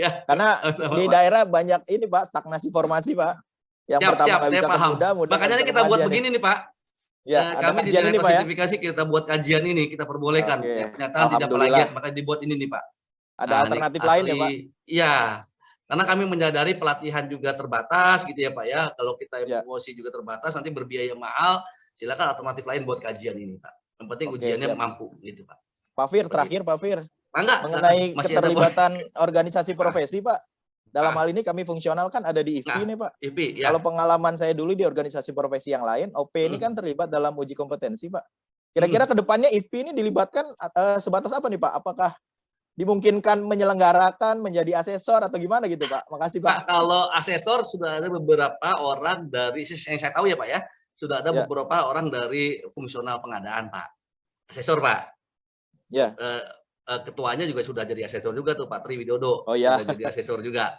Kita jadi ada beberapa ya Pak ya, beberapa orang ya. Memang kita lagi sedang memperbanyak jumlah asesor juga gitu ya. Ya, waktu saya di sertifikasi ya Pak ya, itu saya pengetahuan saya seperti itu. Nah, tapi kalau di pelatihan memang kita akan memperbanyak jumlah fasilitator nanti dalam masih diskusi ya Pak ya. Saya perlu diskusi lagi dengan Pak Kapus. Jadi belum bisa menjawabnya di sini Pak. Jadi intinya sudah ada Pak dari beberapa fungsional yang jadi asesor tadi Pak. Nah itu harapannya ya tadi. Ya yang penting tadi Pak ketika dia ditugaskan tidak KKN. Kita cari dulu nih, ini menugaskan siapa nih, yang pesertanya siapa gitu. Ada hubungan nggak? Kalau ada hubungan diganti Pak. Maksudnya jangan yang menjadi peserta atau asesinya ya yang diuji itu ya jangan berhubungan satu daerah gitu, nggak perlu, nggak boleh. Gitu, Pak. Baik. Itu Pak. Ya, terima kasih Pak Pir. Insya Allah tahun depan lebih banyak ya Pak. Amin Pak. Ini sama-sama Pak. Kami di LKPP, Direktorat Sertifikasi, kemudian Pusdiklat, kemudian Direktur Pengembangan Profesi dan Kelembagaan, terus diskusi Pak untuk memperbanyak. Jadi enggak ya jangan sampai ya merugikan teman-teman Jafung Pak. Harapannya itu Pak. Betul gitu. Pak. Udah masuknya susah, di dalam susah Pak. Iya, karena banyak keluhan juga Pak. Dengan penyetaran lebih enak penyetaraan dong begitu tiba-tiba langsung masuk. Gitu Pak Rangga. Makasih banyak. Ya, makasih sama-sama Pak Rangga ya. Bu Ami, makasih Bu Ami. Ya, aduh curhatnya luar biasa. Mudah-mudahan udah mulai agak lega gitu ya. Aduh. Baik, masih ada yang raise hand Pak. Mas Rio Karismawan, silahkan. Siap Bu, terima kasih Bu waktunya Bu. Assalamualaikum warahmatullahi wabarakatuh. Selamat sore Bapak. Waalaikumsalam, selamat sore Bapak. Ya. Aryo dari mana? Kementerian Perhubungan Rio Karismawan Pak. Di Sub Jatim Pak. Oh Jatim, silakan Pak, monggo. Di Hub Jatim, Jawa Timur Pak. Ya, iya, Pak. Kebetulan saya JFT-nya di Prakom Pak, tapi sudah di pengadaan 3 tahun Pak. Oh gitu, siap. Nah, rencana saya juga pengennya pindah Pak, gitu. Oke, pindah siap. di PBJ. Cuman ya belum sampai ke sana Pak.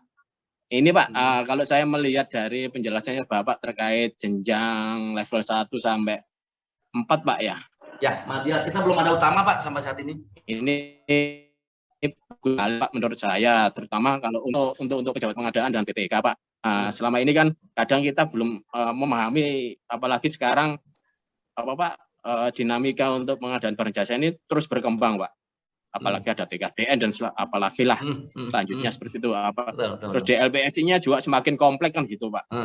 Nah, apakah tidak ada ini Pak kerjasama dengan Pemda, dengan BPSDM-nya provinsi, kota, kabupaten untuk melakukan pembinaan yang pengelola barang jasa Pak, terutama untuk yang memang benar-benar pengen yang di JFBBJ seperti itu.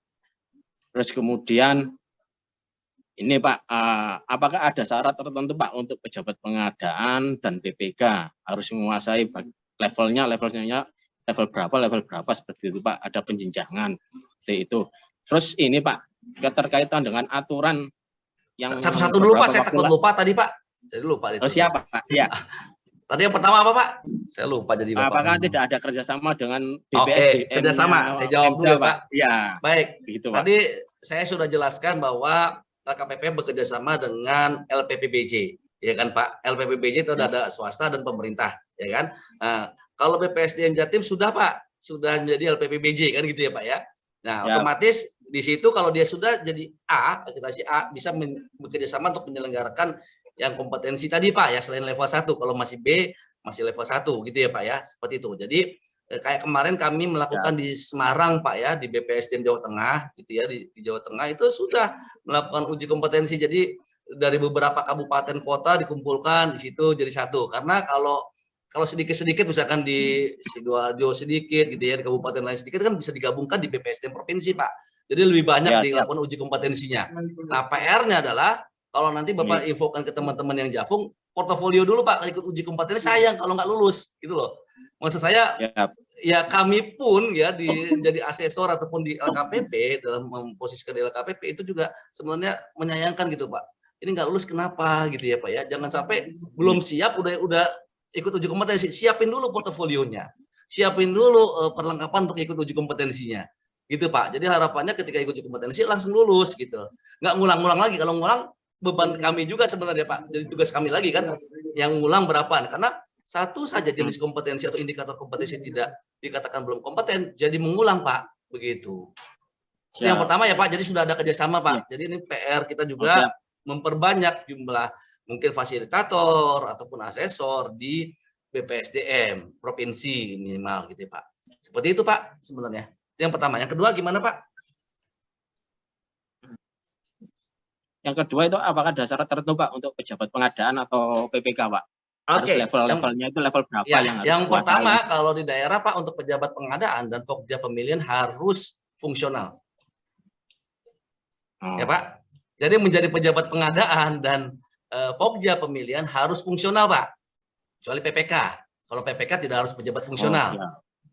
Kan gitu ya. Jadi untuk menjadi pokja dan pejabat pengadaan harus fungsional. Kecuali kalau di instansi yang memang setelah dilakukan perhitungan nggak memungkinkan ada fungsionalnya begitu Pak, yang sedikit misalnya gitu. Kalau di provinsi saya rasa sudah wajib ya Pak ya, fungsional pejabat pengadaan dan pokja pemilihannya. Itu yang pertama ya Pak. Oke, yang kedua tadi ya terkait yang kedua. Yang kedua kayak Bapak boleh nggak jadi PPK? Boleh. Menyambung yang ini tadi Pak. Monggo Pak, monggo. Lanjut Pak. Nah, menyambung yang ini tadi Pak, bahwa pejabat pengadaan harusnya fungsional. Memang di aturan yang kapan hari itu kan sudah ditekan Pak, pejabat pengadaan harus dari JFT PBJ. Cuman masalahnya di OPD itu banyak yang tidak menerapkan hal tersebut Pak. Jadi siapa yang mau jadi pejabat pengadaan ya monggo gitu aja Pak. Jadi nggak ada penekanan harus seperti itu. Lah ini menurut saya sih juga kurang bagus juga Pak, karena terkait dengan yang memang pengennya serius di PBJ tidak ada kejelasan seperti itu Pak nantinya. Bisa jadi nanti sekarang jadi pejabat pengadaan, besok sudah tidak lagi jadi pejabat pengadaan, diambilkan dari yang lain. Bahkan yang tidak berkompeten pun pokoknya punya sertifikat sudah wajib bisa jadi pejabat pengadaan. Nah, hal-hal seperti itu Pak yang kiranya mungkin perlu diimplementasikan secara ini Pak. Sepakat, prinsipnya sepakat Pak. Jadi memang yang fungsional itu, makanya arah Pak Presiden pun kan fungsional itu tetap ya Pak ya, fungsional gitu. Jadi dia menjadi profesional di bidangnya kan gitu Pak. Harapannya seperti itu. Jadi ya makanya tadi kalau untuk di ini harapan kita memang harus fungsional. Makanya kami pun Pak tidak ada uji kompetensi lagi nih Pak untuk Pokja dan PP. Misalkan Bapak mau minta nih ya di Provinsi Jawa Timur mau minta untuk Pokja dan PP. Pokja ya Pak, bukan penjenjangan ya, Pokja dan PP itu tidak ada Pak. Jadi kita tidak memfasilitasi itu, seperti itu. Lalu Pak Rio, cek. Pak Rio, ini kayaknya freeze kayaknya. Oh, gitu Pak Rio, freeze ya tadi Pak. Jadi sepakat Pak. Jadi Pak Rio silakan. Kalau Pak Rio berminat, lihat dulu formasinya Pak, apakah masih ada formasi di tempat Bapak gitu ya. Kemudian ikut uji kompetensi perpindahan lebih mudah dibandingkan uji kompetensi penjenjangan Pak. Itu yang iya Pak. Jadi kemarin tuh sempat koordinasi ke PBJ Pak. Jadi bisa menjadi JF PBJ itu harus ke Biro Pengadaan Pak. Kalau di OPD-nya nggak bisa Pak, gitu Pak. Oh gitu, formasinya nggak ada atau bagaimana Pak? Formasinya yang ada untuk di Provinsi Jawa Timur ada di Biro Pak, gitu Pak. Katanya. Ya, berarti pindah ke biro memang di UKPBJ situ Pak. Nah, saya pengennya segera ke sana, cuman iya, betul Pak. Kalau di OPD-nya nanti tidak ada Pak, gitu. Iya benar, OPD nggak ada. Harapannya begitu memang. Terpusat Pak, Center of Excellence namanya Pak Antar Pak. Begitu. Siap. Gitu Pak Rio? Siap. Ya. Oke. Baik, terima kasih Pak Firdaus. Mudah-mudahan pertanyaan-pertanyaan Pak Rio terjawab. Selanjutnya karena belum ada yang raise hand, kita coba ke chat ya Pak ya. Ada tadi. Halo, ada lagi? Ya, kita ke chat aja ya Pak ya. Boleh Bu, boleh. Ya. Baik, yang pertama, apakah CPNS itu belum bisa ikut pelatihan pembentukan Jafung ya Pak? CPNS pelatihan pembentukan. Ya. Oke. Tadi ya persyaratan pembentukan tadi ya, kalau saya sebenarnya itu kan sebentar, saya bukakan dulu ya tadi ya slide-nya ya. Tadi ya. Sebentar, pelatihan pembentukan. Oke.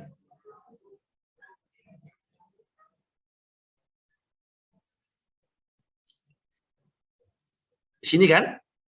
Ini ada persyaratan nih. Sudah kelihatan Bu Ami ya. Pembentukan. Jadi kan memang kalau untuk yang CPNS tadi ya, ini PNS yang diutamakan PNS yang telah diangkat menjadi pejabat fungsional Bu, karena belum tentu kalau cek freeze ya. Freeze. Kalau CPNS kan ya harapannya nanti menjadi PNS ya di jabatan fungsional tersebut gitu ya. Tapi makanya kita prioritaskan di sini adalah yang pembentukan diutamakan yang setelah dia menjadi PNS Bu. Jadi setahun dulu. Dia ikut di Klatsar dulu gitu ya. Kemudian dia lulus baru jadi PNS, baru kita ikut pembentukannya. Begitu Bu. Oke, baik. Nah, ini persyaratan ini. Ya, baik. Berarti harus CPNS, harus PNS dulu setelah Latsar ya? Iya. Baik. Itu Bu Setia Nur Rahmawati jawaban dari pertanyaan Ibu. Selanjutnya untuk Pak Putu Setiawati, Ibu Putu Setiawati dari Buleleng. Ada nggak Bu Putu Setiawatinya? Silakan, kalau Bu. ada boleh bertanya sendiri. Ya. Ada tapi nggak dibuka ininya. Jadi pertanyaannya untuk JFPPBJ Madya, kira-kira pelatihan apa saja yang bisa diikuti? Mungkin Bapak bisa memberikan saran-saran kira-kira apa yang perlu diikuti, yang perlu dan bisa diikuti. Baik Ibu, ini sudah madya ya Bu ya. Berarti madya. Kalau sudah madya, otomatis entah melalui jalur perpindahan atau penyetaraan dan sebagainya. Intinya ini perlu adanya namanya pengembangan kompetensi lagi Bu ya. Kalau kita lihat dulu Ibu kira-kira apa namanya ya, yang kalau menurut saya ya Bu ya, ini Ibu perlu memetakan dulu gapnya dulu nih. Perlu diukur dulu nih gapnya. Kita kurangnya di mana gitu ya. Kurangnya di mana? Apakah tadi di pelatihannya untuk yang jenjang madyanya kita kurang, ataupun untuk yang pengelolaan kontraknya kurang? Setelah kita tahu gapnya, itu baru kita perlu ikut yang mana yang kurang kita. Menurut saya seperti itu Bu. Jadi perlu dipetakan dulu nih gapnya di mana sih, kekurangan kita di mana. Kita yang lebih tahu sebenarnya. Nah, saya pengennya ini karena saya nggak nguasain ini. Karena kadang-kadang apalagi dari penyetaraan ya Bu Ami ya. Kalau dari penyetaraan itu kadang-kadang dia tiba-tiba di situ ditugaskan jadi kasubag atau kabak gitu kan, tiba-tiba dipindahkan padahal dia nggak punya kompetensi, belum pernah pengalaman gitu kan. Nah, karena dia sudah jadi Jafung ya otomatis dia perlu peningkatan kompetensi. Yang kurangnya di mana? Nah, ini perlu diisi nih, menurut saya perlu diisi oleh tadi fungsional, tadi IFPI gitu ya. Pelatihan-pelatihan seperti ini yang kurang-kurang di mana gitu kan. Karena kan untuk yang madya tadi kan sudah tidak ada uji kompetensi lagi karena sementara ini belum ada utama, JF utama, jenjang utama gitu. Jadi tadi perlu diidentifikasi dulu saya kurangnya di mana. Nah, inilah yang perlu kita isi bareng-bareng. Kalau di sini ada macam-macam ya Bu ya untuk pelatihan perencanaan. Jadi clustering tadi ya boleh kalau mau ikuti pelatihan-pelatihan itu untuk menambah kompetensinya. Menurut saya itu sih. Ya. Bu Putu bagaimana? Ya, terima kasih. Untuk yang pelatihan clustering, saya dari Infasing, ya? Oke. Saya dari Infasing kemarin. Siap. Cuman memang sudah ada pengalaman, terutama di Pokja. Cuma setelah setelah saya di JF Madya ini, kira-kira pelatihan yang mana yang bisa kami ikuti untuk peningkatan kompetensi seperti itu. Oke. Yang clustering tadi Pak Nge. Ya, clustering kan macam-macam tadi Bu ya. Sini saya bukakan dulu. Sebentar saya lihat dulu ya Bu. Ya. Memang karena pelatihan-pelatihan ini ada yang MOOC Bu. Kalau mau ikut yang MOOC lebih baik lagi Bu sebenarnya Bu. Ya kan yang MOOC itu kan tinggal belajar sendiri ya. Gimana kita menambah kompetensi kita dengan belajar mandiri gitu loh Bu. Ini harapannya merdeka belajar Bu. Merdeka belajar gitu ya. Misalkan gini. Merdeka belajar. Iya, kayak saya juga menyarankan apa ya, kalau di sini kan macam-macam nih level 4 dan sebagainya. Ini sih tergantung kebutuhan Ibu kalau sudah Madya nih Bu. Gitu. Ibu kebutuhannya apa sih sebenarnya, mau di speknya ataupun kalau saya melihat yang perlu ini kan adalah identifikasi kebutuhan Bu. Jadi kayak perencanaan apa ya? Iya, perencanaan. Kalau Madya lebih ke arah situ strategisnya. Perencanaan Bu. Jadi merencanakan sesuatu yang strategis di tempat Ibu nih. Kira-kira apa sih proyek-proyek strategis? Nah, supaya cepat tuh gimana caranya? Itu yang perlu ditambahkan kompetensinya. Menurut saya sih Bu, kalau di sisi Madya ya Bu ya, gitu. Ini menurut pribadi saya Bu. Gitu Ibu. Terus satu lagi Pak.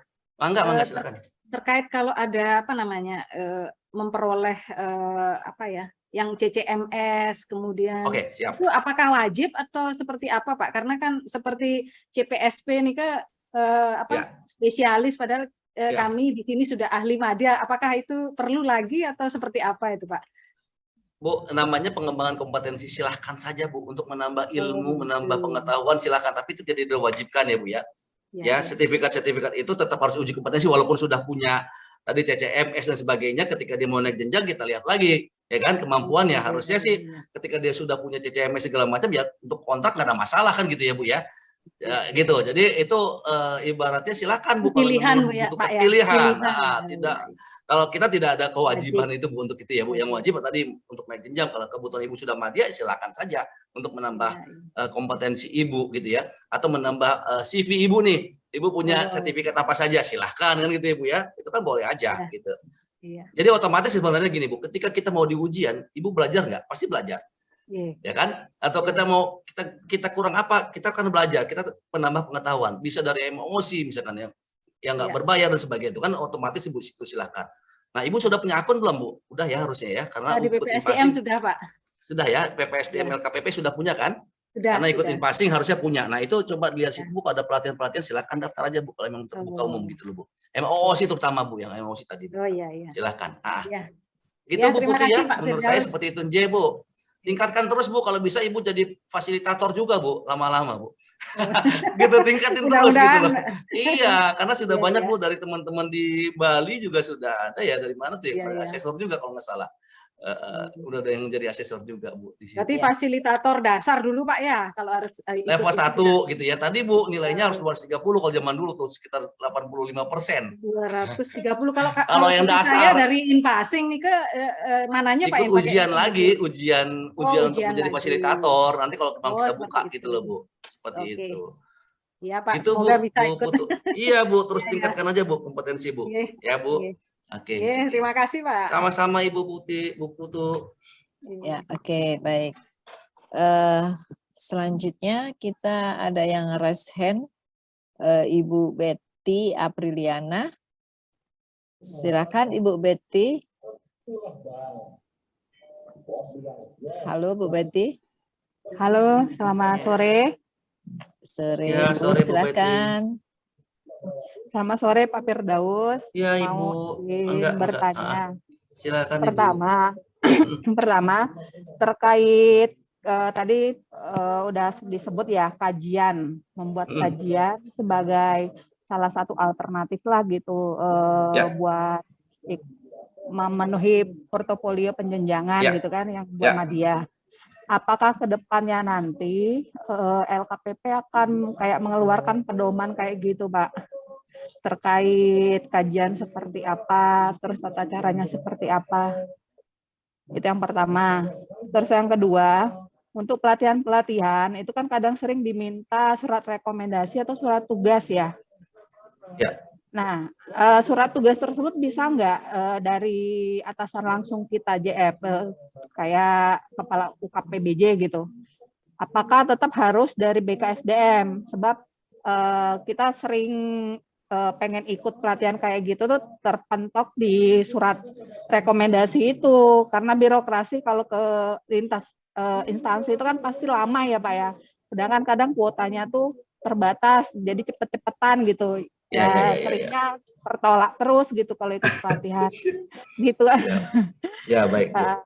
Terus yang ketiga Pak, yang ketiga Satu-satu dulu, saya takut lupa kalau nggak saya takut lupa. Ya, boleh Pak, boleh Pak. Baik Bu Betty, jadi tadi ini sebenarnya ini juga panduan ya Bu, ini panduan panduan untuk penyusunan portofolio, begitu ya Bu, penyusunan portofolio gitu ya. Di sini contoh misalkan di sini mampu melakukan perumusan kontrak ya kan, ini harapannya Ibu punya dokumen nih pertama. Dokumen ya, entah tadi hasil pekerjaan orang lain Ibu cari pekerjaan terintegrasi atau kontrak payung dan sebagainya gitu ya.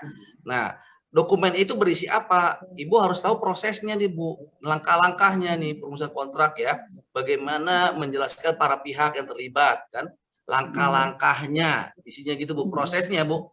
Menyusun kontrak itu gimana sampai mengendalikan kontrak itu kan gimana prosesnya, Ibu ceritakan di situ. Gitu loh.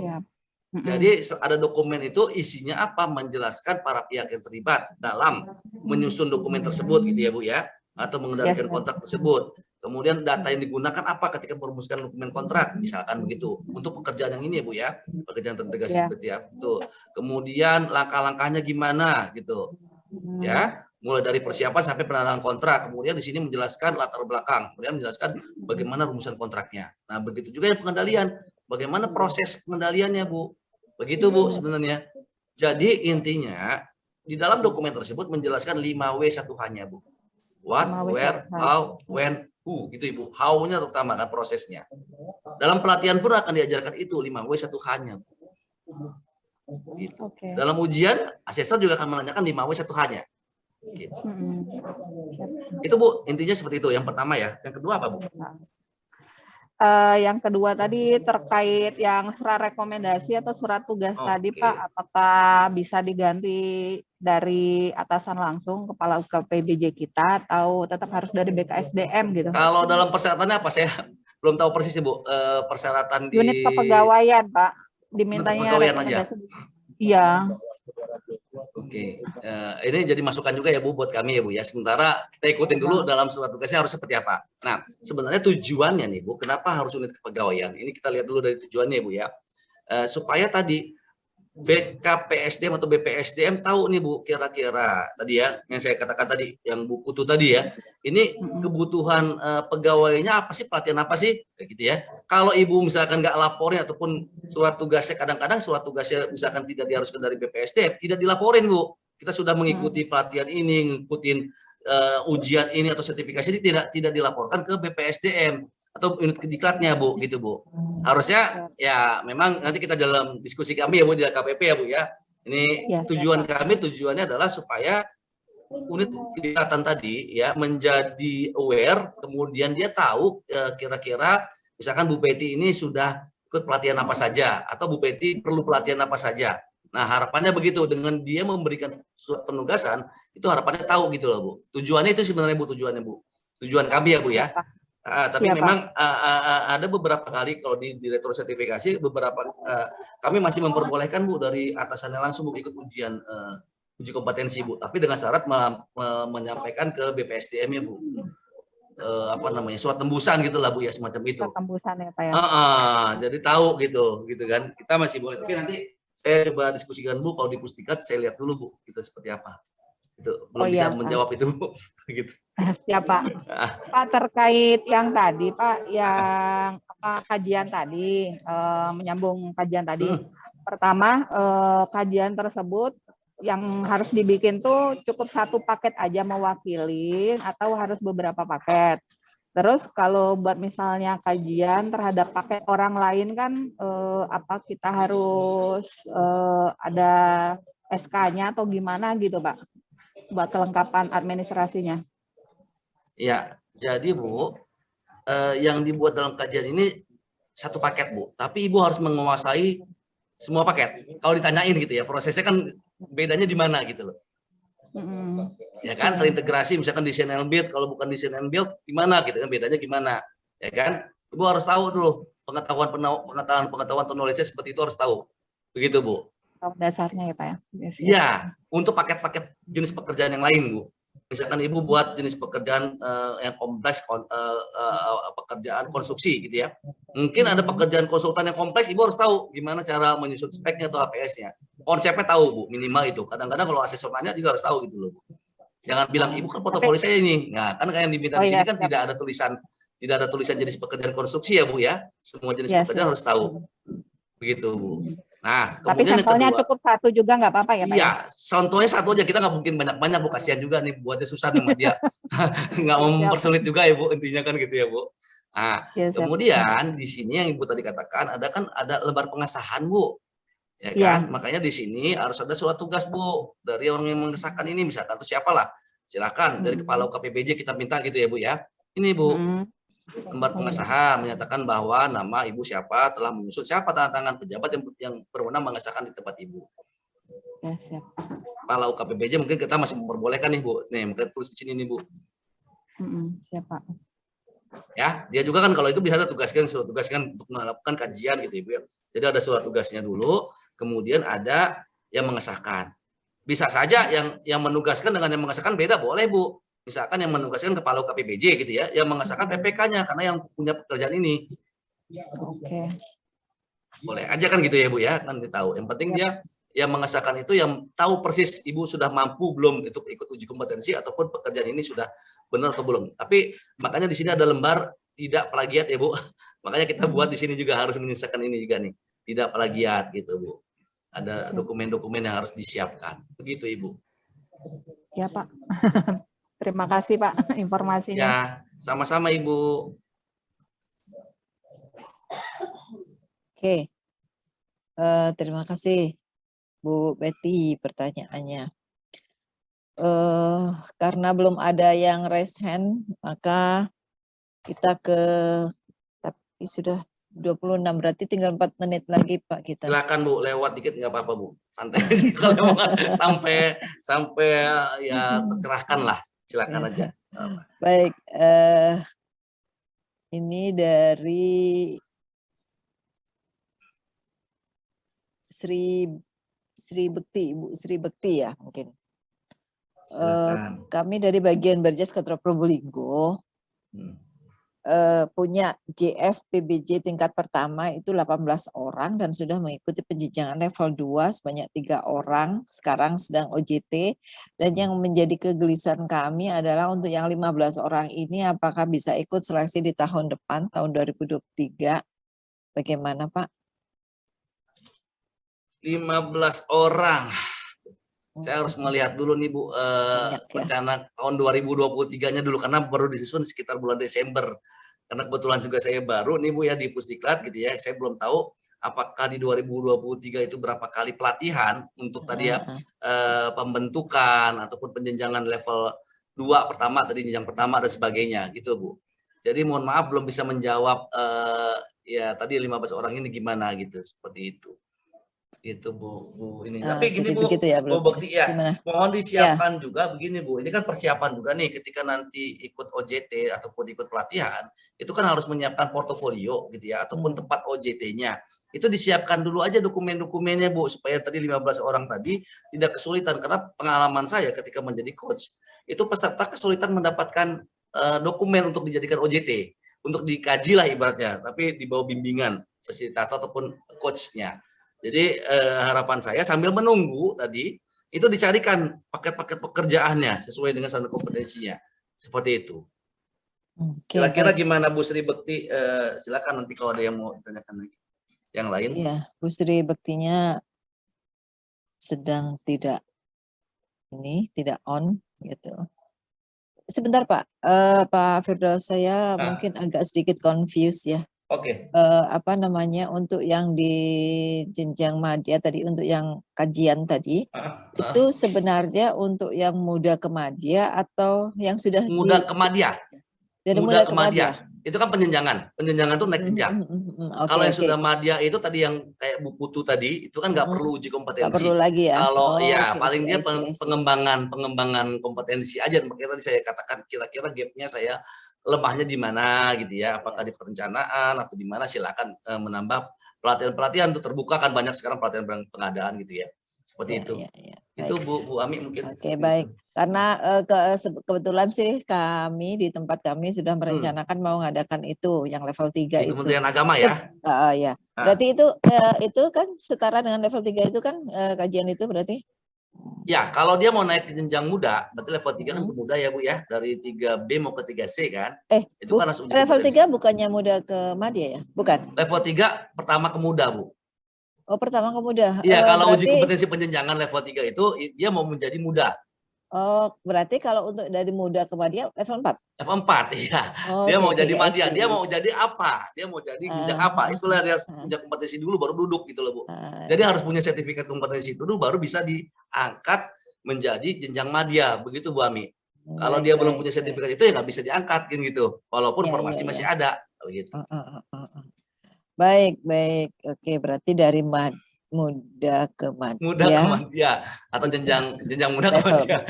Ya, level 4. Atau pakai lihat yang ditujunya aja madya berarti kan ditujunya. Bisa pelatihan kalau memang ada pelatihan tadi Bu ya, ikuti pelatihan tadi karena dengan pelatihan itu kan dibimbing. Lebih terarah sebenarnya, ada coachnya.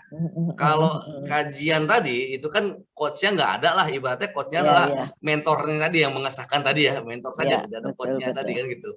Nah itu ya silakan, memang kita pilihan-pilihan gitu Bu. Ya, cuman memang akan menjadi memudahkan bagi para Jafung itu sendiri apabila ada alternatif seperti itu kan, karena kuota untuk pelatihan kan bisa jadi tidak terbatas atau apa ya silakan. Kadang-kadang kan ada gini Bu, yang orang sebenarnya saya tiga jenis kompetensi sudah punya nih, saya swaklola yang belum punya nih misalkan gitu kan. Misalkan gitu ya, swaklola gimana gitu kan. Nah, itu bisa ikut pelatihan ataupun dia buat kajian saja kan gitu, bisa saja gitu ya. Nah, kajiannya itu harus dibuat kalau memang di pekerjaan itu belum ada, misalkan swaklola kan efektivitas ya Bu ya, dibuat sendiri efektivitas dari pekerjaan tersebut.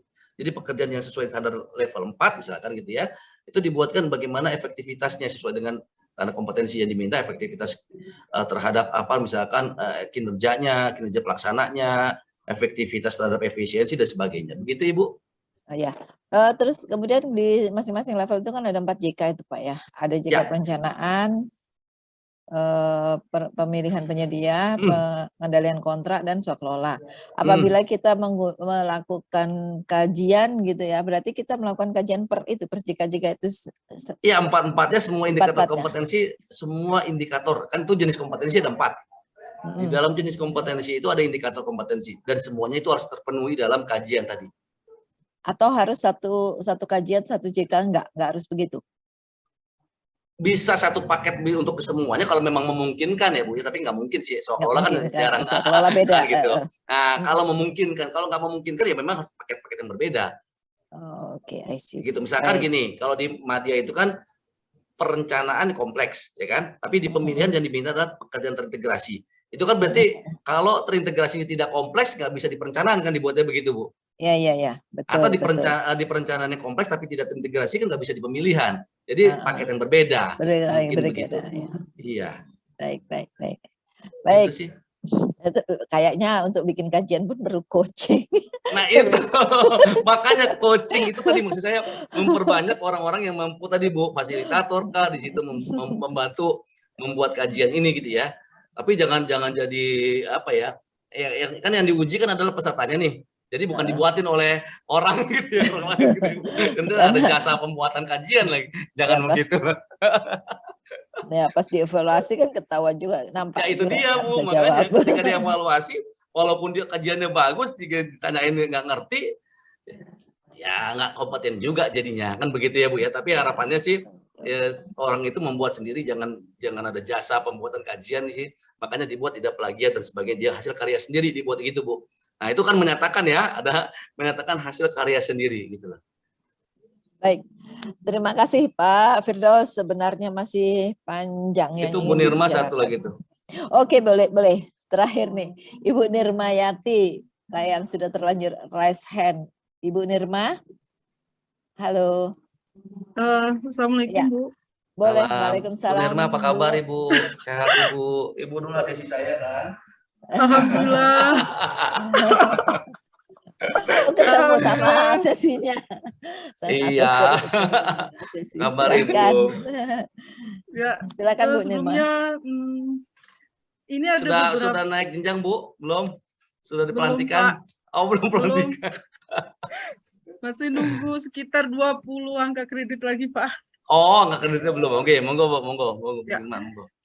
Ini ada teman Pak, dia kemarin udah lulus ujian tulisnya Pak ya, untuk mau naik ke jenjang madya. Ini izin ditanyakan nih Pak. Kalau itu berarti nunggu wawancara lagi ya Pak ya. Kemudian ini formasi di Bener Meriah nggak ada Pak ya untuk madya. Itu gimana upaya UKPBJ supaya teman-teman bisa naik pangkat ke 4A gitu Pak. Kemudian untuk teman-teman yang belum lulus ujian tulis mau naik jenjang madya muda, ada beberapa orang, ada 2 lagi Pak.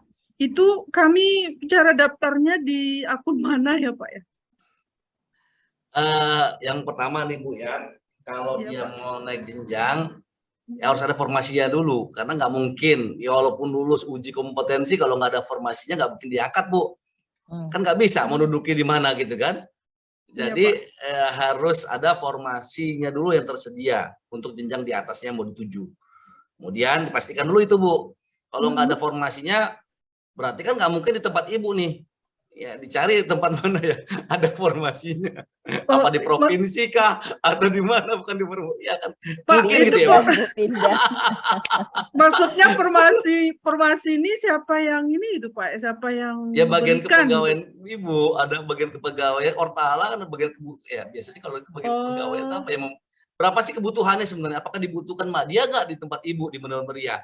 Kalau memang tidak dibutuhkan madya berarti kan nggak bisa di situ seumur-umur, nggak bisa naik jadinya Bu, kan gitu ya Bu ya. Pindah ke Banda Aceh Bu. Pindah ke Banda Aceh, kan begitu. Pasti kalau provinsi dibutuhkan, kan gitu ya Bu ya. Tergantung formasinya. Tapi harapannya ya coba dipikirkan lah kalau ini saya nggak bisa jawab ya Bu ya, itu kewenangan di teman-teman di Bener Meriah sana, gitu ya Bu ya. Oh gitu. Iya, seperti itu. Kalau nggak ada ya gimana gitu ya. Kemudian tadi kalau yang untuk ikut yang sudah lulus tertulis ya memang nunggu lagi Bu jadwalnya dulu Bu. Ada jadwal nanti kan Ibu sudah bersurat belum? Kalau sudah bersurat ya memang sepengetahuan saya pada waktu itu ya Bu ya. Jadi memang sedang ya kita pelan-pelan nih Bu melakukan uji kompetensi kayak yang sudah daftar gitu loh Bu. Kita panggil gitu-gitu. Ya, seperti itu ya Bu ya. Siapkan dulu portofolionya Bu. Karena kan uji tertulis belum tentu portofolionya ada. Yang madya, ya kan tiba-tiba dipanggil Ibu siap ternyata portofolionya nggak siap ataupun diuji nanti nggak lulus, jadi siapin dulu lah gitu ya, atau ikut pelatihan kalau memang ada, seperti nanti akan disampaikan melalui portal PPSDM. Jadi sering-sering buka portal PPSDM Bu, ppsdm.lkpp.go.id, itu pasti diumumkan di situ semua Bu, pelatihan pun ujian juga di situ diumumkan di situ Bu ya. Baik, tapi memang kalau untuk ujian daftar aja Bu, bersurat aja kalau sudah siap portofolionya, bersurat aja dulu Bu. Oh ya baik Pak, makasih ya Pak. Ya untuk ini juga nggak apa-apa Bu, kalau memang butuh pelatihan bersurat aja dulu, jadi kita tahu kan berapa sih kebutuhannya. Kalau kami nggak tahu kebutuhannya, kita buka pasarnya Bu, tapi nggak tahu kebutuhannya kan repot juga. Kalau kita tahu kebutuhannya, misalkan ada yang bersurat butuh pelatihan ini segala macam gitu ya, anggaran, menyediakan anggaran, kadang-kadang LKPP juga terbatas anggarannya Bu ya. Itu kan kita lihat ya, menyediakan anggaran sendiri ataupun dari provinsi tadi mengadakan pelatihan untuk kabupaten kota di sekitarnya, silakan kan gitu. Kumpulan jadi provinsi tadi tuh, ya kan, berapa dari Kabupaten Meriah, berapa dari Banda Aceh misalkan, seperti itu dikumpulin. Nanti di situ baru mengajukan ke kami mau mengadakan pelatihan sendiri. Nah, seperti itu Bu. Nah, tapi syaratnya LPPBJ-nya, BPSDM-nya harus jadi A dulu. Kan gitu. Kalau untuk bisa bekerja sama kan harus A dulu kan pelatihannya kan. Iya, gitu. Ya itu kita dorong juga Bu, kita dorong BPSDM untuk menjadi A juga, gitu. Biar bisa melakukan sendiri. Begitu ya Bu Nirma, sukses ya. Semoga cepat lah Bu diangkat Bu. Ya sama-sama Bu Nirma. Oke, baik. Banyak sekali pertanyaan. Pak, ada satu saja ini chat ya. Silakan, bebas Bu, bebas. Saya bebas ya. Bila memang Pokmil dan PP harus dilakukan oleh JF, kenapa di Provinsi Aceh, orang Aceh lagi Pak nih, ada 45 orang JF yang ditugaskan di luar Biro PBJ dan sama sekali tidak diberikan tugas pengadaan. Sedangkan tugas pelelangan atau tender diberikan kepada 35 orang personil lainnya yang bukan JF, serta hanya memakai 20 orang JF saja yang disisipkan dalam grup Pokmil. Apakah ini dibenarkan? Gimana Pak?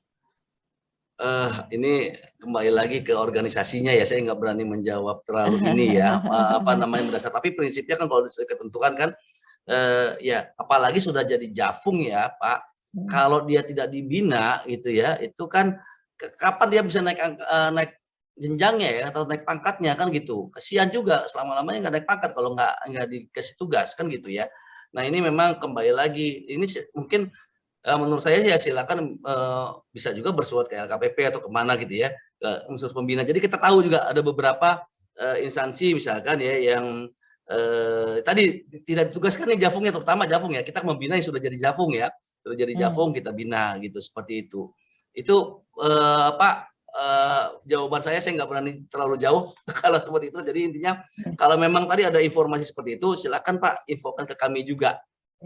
Jadi kami di LKPP dalam hal ini mungkin Direktur Pengembangan Profesi dan Kelembagaan tahu, oh ada beberapa ini nggak naik pangkat-pangkat, kenapa kan gitu kan? Kita juga pemetaan nih, gitu kita memetakan juga ini kenapa nggak sudah ada Jafung tapi kok nggak naik jenjang-jenjang, atau bahkan ada yang ekstrimnya, ada yang pada mengundurkan diri Bu, ada juga yang mengundurkan diri karena nggak diangkat-angkat kan gitu. Jadi kita tahu kan gitu kan. Itu seperti itu. Banyak terjadi di. Iya banyak terjadi seperti itu kan, nggak dikasih pekerjaan dia mengundurkan diri jadi Jafung kan gitu. Nah kita jadi tahu infonya seperti itu. Nah terakhir nih Pak pertanyaannya, kalau kajian itu bisa nggak sih Pak dijadikan SKP? SKP. Kajian SKP kan, kalau SKP itu kan tergantung butir-butir kegiatan kan, ya kan dia melakukan nggak, kalau kajian itu nggak, kalau nggak salah nggak ada di butir-butir kegiatan deh kalau kajian ya, kalau dia nggak melaksanakan sendiri ya, kalau nggak salah kalau ibu buat buku, kalau nggak buat ini kan bisa jadikan buku atau menjadikan itu bisa aja ya kalau mau dijadikan buku ya, tapi kan kalau ini untuk portofolio kan gitu ya, nggak antara bisa atau tidak bisanya ini juga ya kita lihat dari konteksnya ya, konteksnya gimana nih. Kalau kajian yang untuk portofolio saja kan ada nggak dibutir-butir kegiatan? Kalau nggak salah, kalau kajian nanti mau dibuat penelitian, itu kan bisa tuh menjadi SKP kalau penelitian kan gitu ya. Dimasukkan jurnal. Jurnal penelitian kalau atau beberapa tempat artikel dalam prosesnya dibuat majalah, bagaimana proses itu silakan aja, boleh kan itu. Itu bisa 2 tuh kalau begitu. Ya, masuk di KTI ya Pak ya. Baik, Bapak, gini kita sudah melewati banyak waktu, pertanyaan juga sudah tidak ada lagi.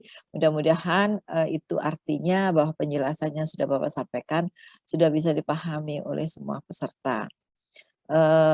Terima kasih atas apa yang sudah Bapak sampaikan di hari ini. Pak Muklis ada nggak? Pak Muklis, siap. Ada yang mau disampaikan? Kediri gimana Pak Muklis?